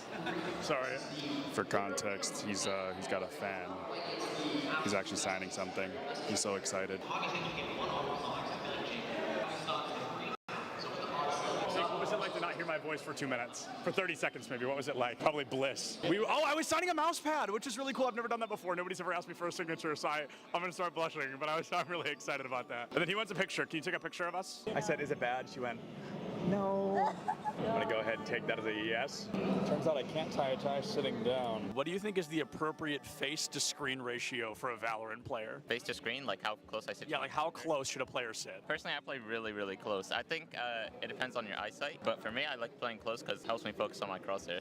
Is the value of sitting close to the crosshair being the only thing in your line of sight? Yeah, that's pretty much the main benefit of it. It's so funny how close some of these guys sit. Oh my goodness. What do you think is the healthy face-to-screen distance for a Valorant player? I think it's all kind of personal preference. I guess I would consider myself like pretty close when I play because I like to like zone in on my crosshair. It is the second person to say that. It's all about the crosshair. And then what's up with the horizontal keyboard? I don't know, like it just kind of fits like the form when I'm close to monitor. Like I don't know, it might sound cringy, but I like to like be one with my gun. You know? No, bro, I feel it. I feel it absolutely.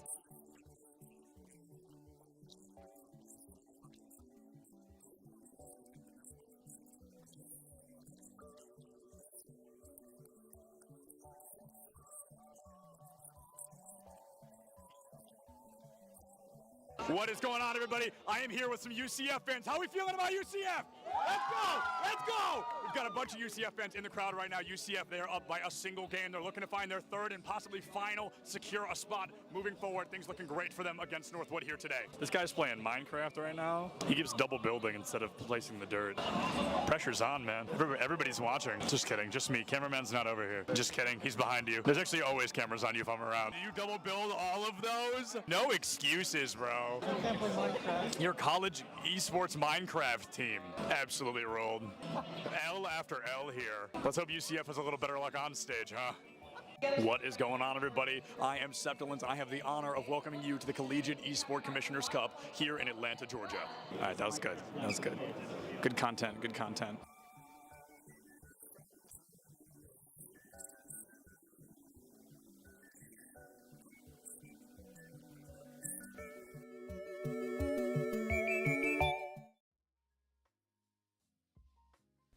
Hello everybody and welcome back to ECAC Plays of the Week, and it's not just any week this time, it is the playoffs. We've got 8 incredible clips and I'm super excited to jump into them. My name's Septilence. I hope you're ready to hop into the ride because it's going to be a great one. When I found out this was clip number 8 of the playoffs highlight reel, I was flabbergasted because this is an incredible moment from Swift on the side of RPI. It's not just 1 or 2 elims to win the round and put RPI in a better position. It's all 5 coming from a single player. Take a look.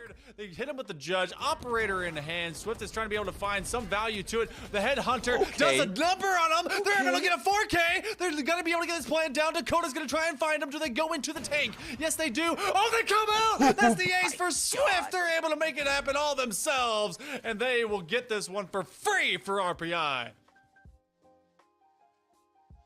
Clip number 7 tells a pretty amazing story as well. Ball State already up 2 games in a best-of-7 series, and they find themselves tied 2-2, less than a minute left on the clock.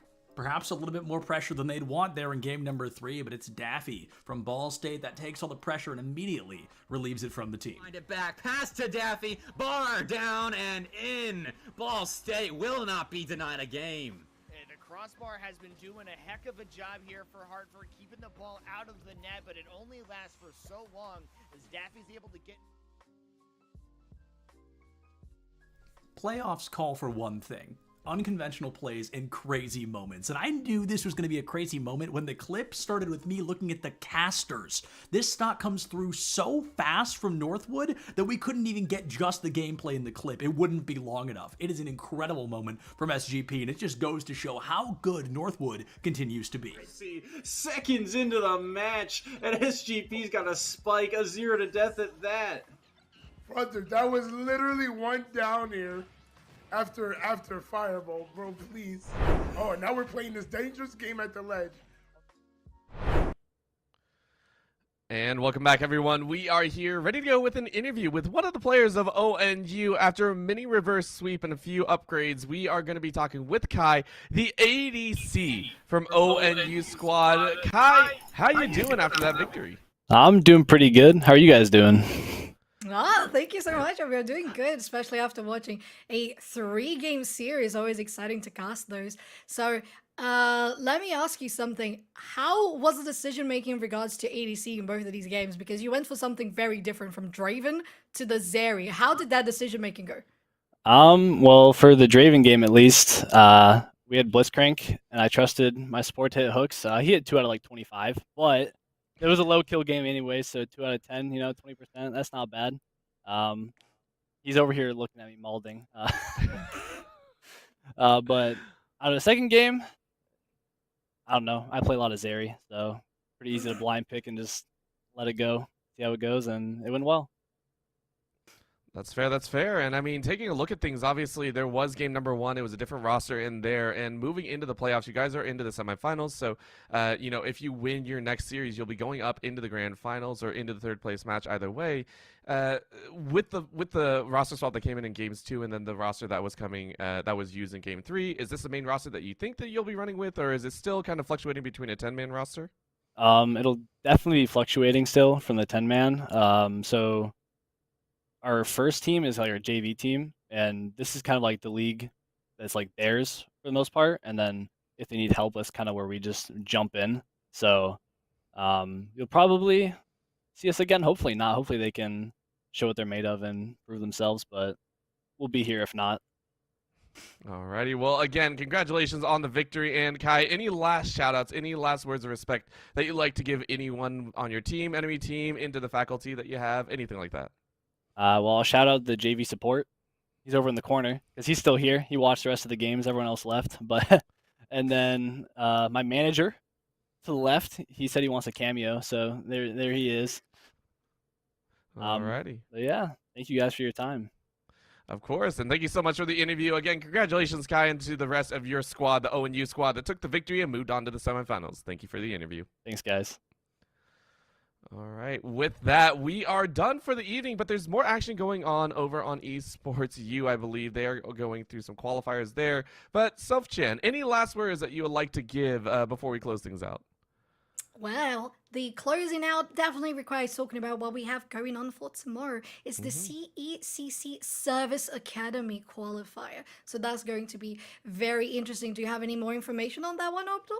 Yeah, it's going to be a couple fun matches. On Saturday will be 3 best-of-3s. It's pool play. And then Sunday will be the final matchup. And then, of course, that will be leading into the big one later on. It is the Collegiate Esports Commissioners Cup Finals. You know, you've heard about it, and you've seen it. It is going to go crazy. May 6th and 7th will be the resounding time over there in Texas.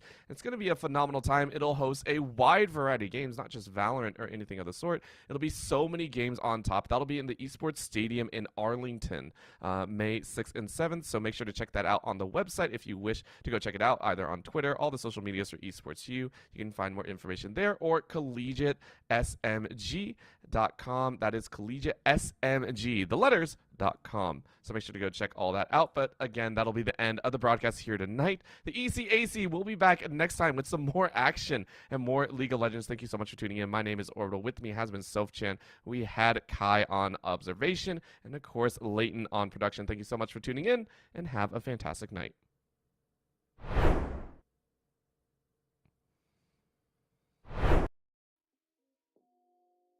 Hey everybody, and welcome back to another ECAC weekly highlight clips. Now I feel like I've been saying this every week, but this week in particular is full of some really unique kind of once-in-a-lifetime plays and clips and moments, so I'm super excited to jump into it with all of you. We're kicking things off with one of my favorites, Overwatch 2. University of Albany finds themselves back against the wall, 1/3 of the point already capped, but with a lot of great communication and a little bit of teamwork, they're able to snipe this fight back quickly. Controlling these fights, and now are able just to go with the blade. It's gonna get one, gonna be able to get a few with the cleanup as well. It's just near team kill are gonna come out. There it is, Loose Milk getting taken down.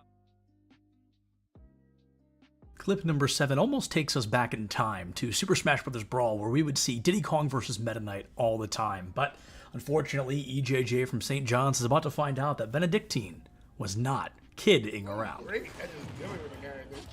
Oh, almost gets the near up shield. Oh, 5. Yo. Oh my god! Ooh, and not enough height. Yep, that was really well done by Kid there. Number 6 here in Week 5 is going to be an amazing play from Wayne State. Amatsugachi finds a huge needle thread and guarantees the first point goal for Wayne State against their opponents. I think I've seen this play before. Amatsugachi just waiting for the ball to plummet down in the zone, the scoring zone. That is massive dunk to get Wayne State on the right foot. I'm super excited about clip number 5 because it feels like the first Valorant clip we've had in a while. It's coming out from our friend Doodle V on the side of SFU. Uses every single knife in a Blitzstorm. It just can't find that elimination, but luckily enough, still had one knife in the chamber. Getting from the backside, they're going to be able to swing on this one. They do have a sage that's behind them as well. EK is going to be able to give big value. They are able to maybe get the defusal. It's still beeping. They're still dropping. They have the right click. Trying to knife them. Oh, they jumped them like a ninja in the night. Oath is put on their back, and it's Jet that... Sometimes as casters, we get a cool opportunity where a player's name matches up really well with what they're about to do, and I can't think of a better example than Bad News being the one to deliver that game-winning goal against Keen Blue in the 4th game on the side of Wayne State. Double tap every time. Massive goal for Wayne State. I mean, there wasn't even really a mistake. I mean, they had a player up for the potential shot, but the double tap opportunity that Bad News gave himself. Now, I hope you're not sick of SFU because while they already had their time in this weekly reel, they're going to find themselves here in slot number 3 as well. Mako, a shark in the water against the side of Muskingum to guarantee another round win for SFU on Pearl. Mako will back up an operator that could get a collat here, and all of a second they get one, have to reload, can't quite get the other one, don't need to. Sky's able to be the limit. They get another. Stomachs are just being opened up with holes in the shape of a bullet, and it doesn't tag at least that one. Another through the wall bang them because they can't kill the Mako. Using an ultimate in Overwatch 2 can be incredibly dangerous. If you miss your ultimate, it could put your team in a very poor position, but with a little riz from Shiz, he kicked the door wide open for his main tank to come in and save the day. Now you don't even have another chance to recalibrate yourself. And the big EMP into the shatter! Oh my god! That EMP shatter was devastating! 6 seconds left for Sumter to try and touch. There's not going to be a recontest. Now, for this number 1 highlight of the week, I think anybody watching is going to know right away. Ridley is not a popular character in Smash Ultimate. So you know when you see 2 Ridleys going head-to-head, something incredible is bound to happen. That's what I would do. Yep, and then you sit and just take that up smash. Such a strong and potent kill move. Oh, we're going for the offstage gameplay. There's the stage spike from the neutral air. Hollow is a monster. They live that. They live that. And now Holo has a very even game to play from. Minixo struggling to stabilize. Air dodges in. We're seeing but then the goes for one of their reverse. own. They do the same exact thing. Minixo gives Holo a taste of their own medicine. And that brings week 5 to a close. Thank you all so much for watching this with me and getting to share all these moments and relive all these hype, fantastic plays in the ECAC. It's been a wild ride. We've got insane weeks coming up ahead as we get closer and closer to the end. The caliber of play gets higher and higher, and these players, they just improve and impress week after week. If you want to keep an eye on it, feel free to follow on all of the channels. If you want to follow me, it's just Septulence. You know where to find me on any social media. Thank you so much for watching. Check your posture, drink some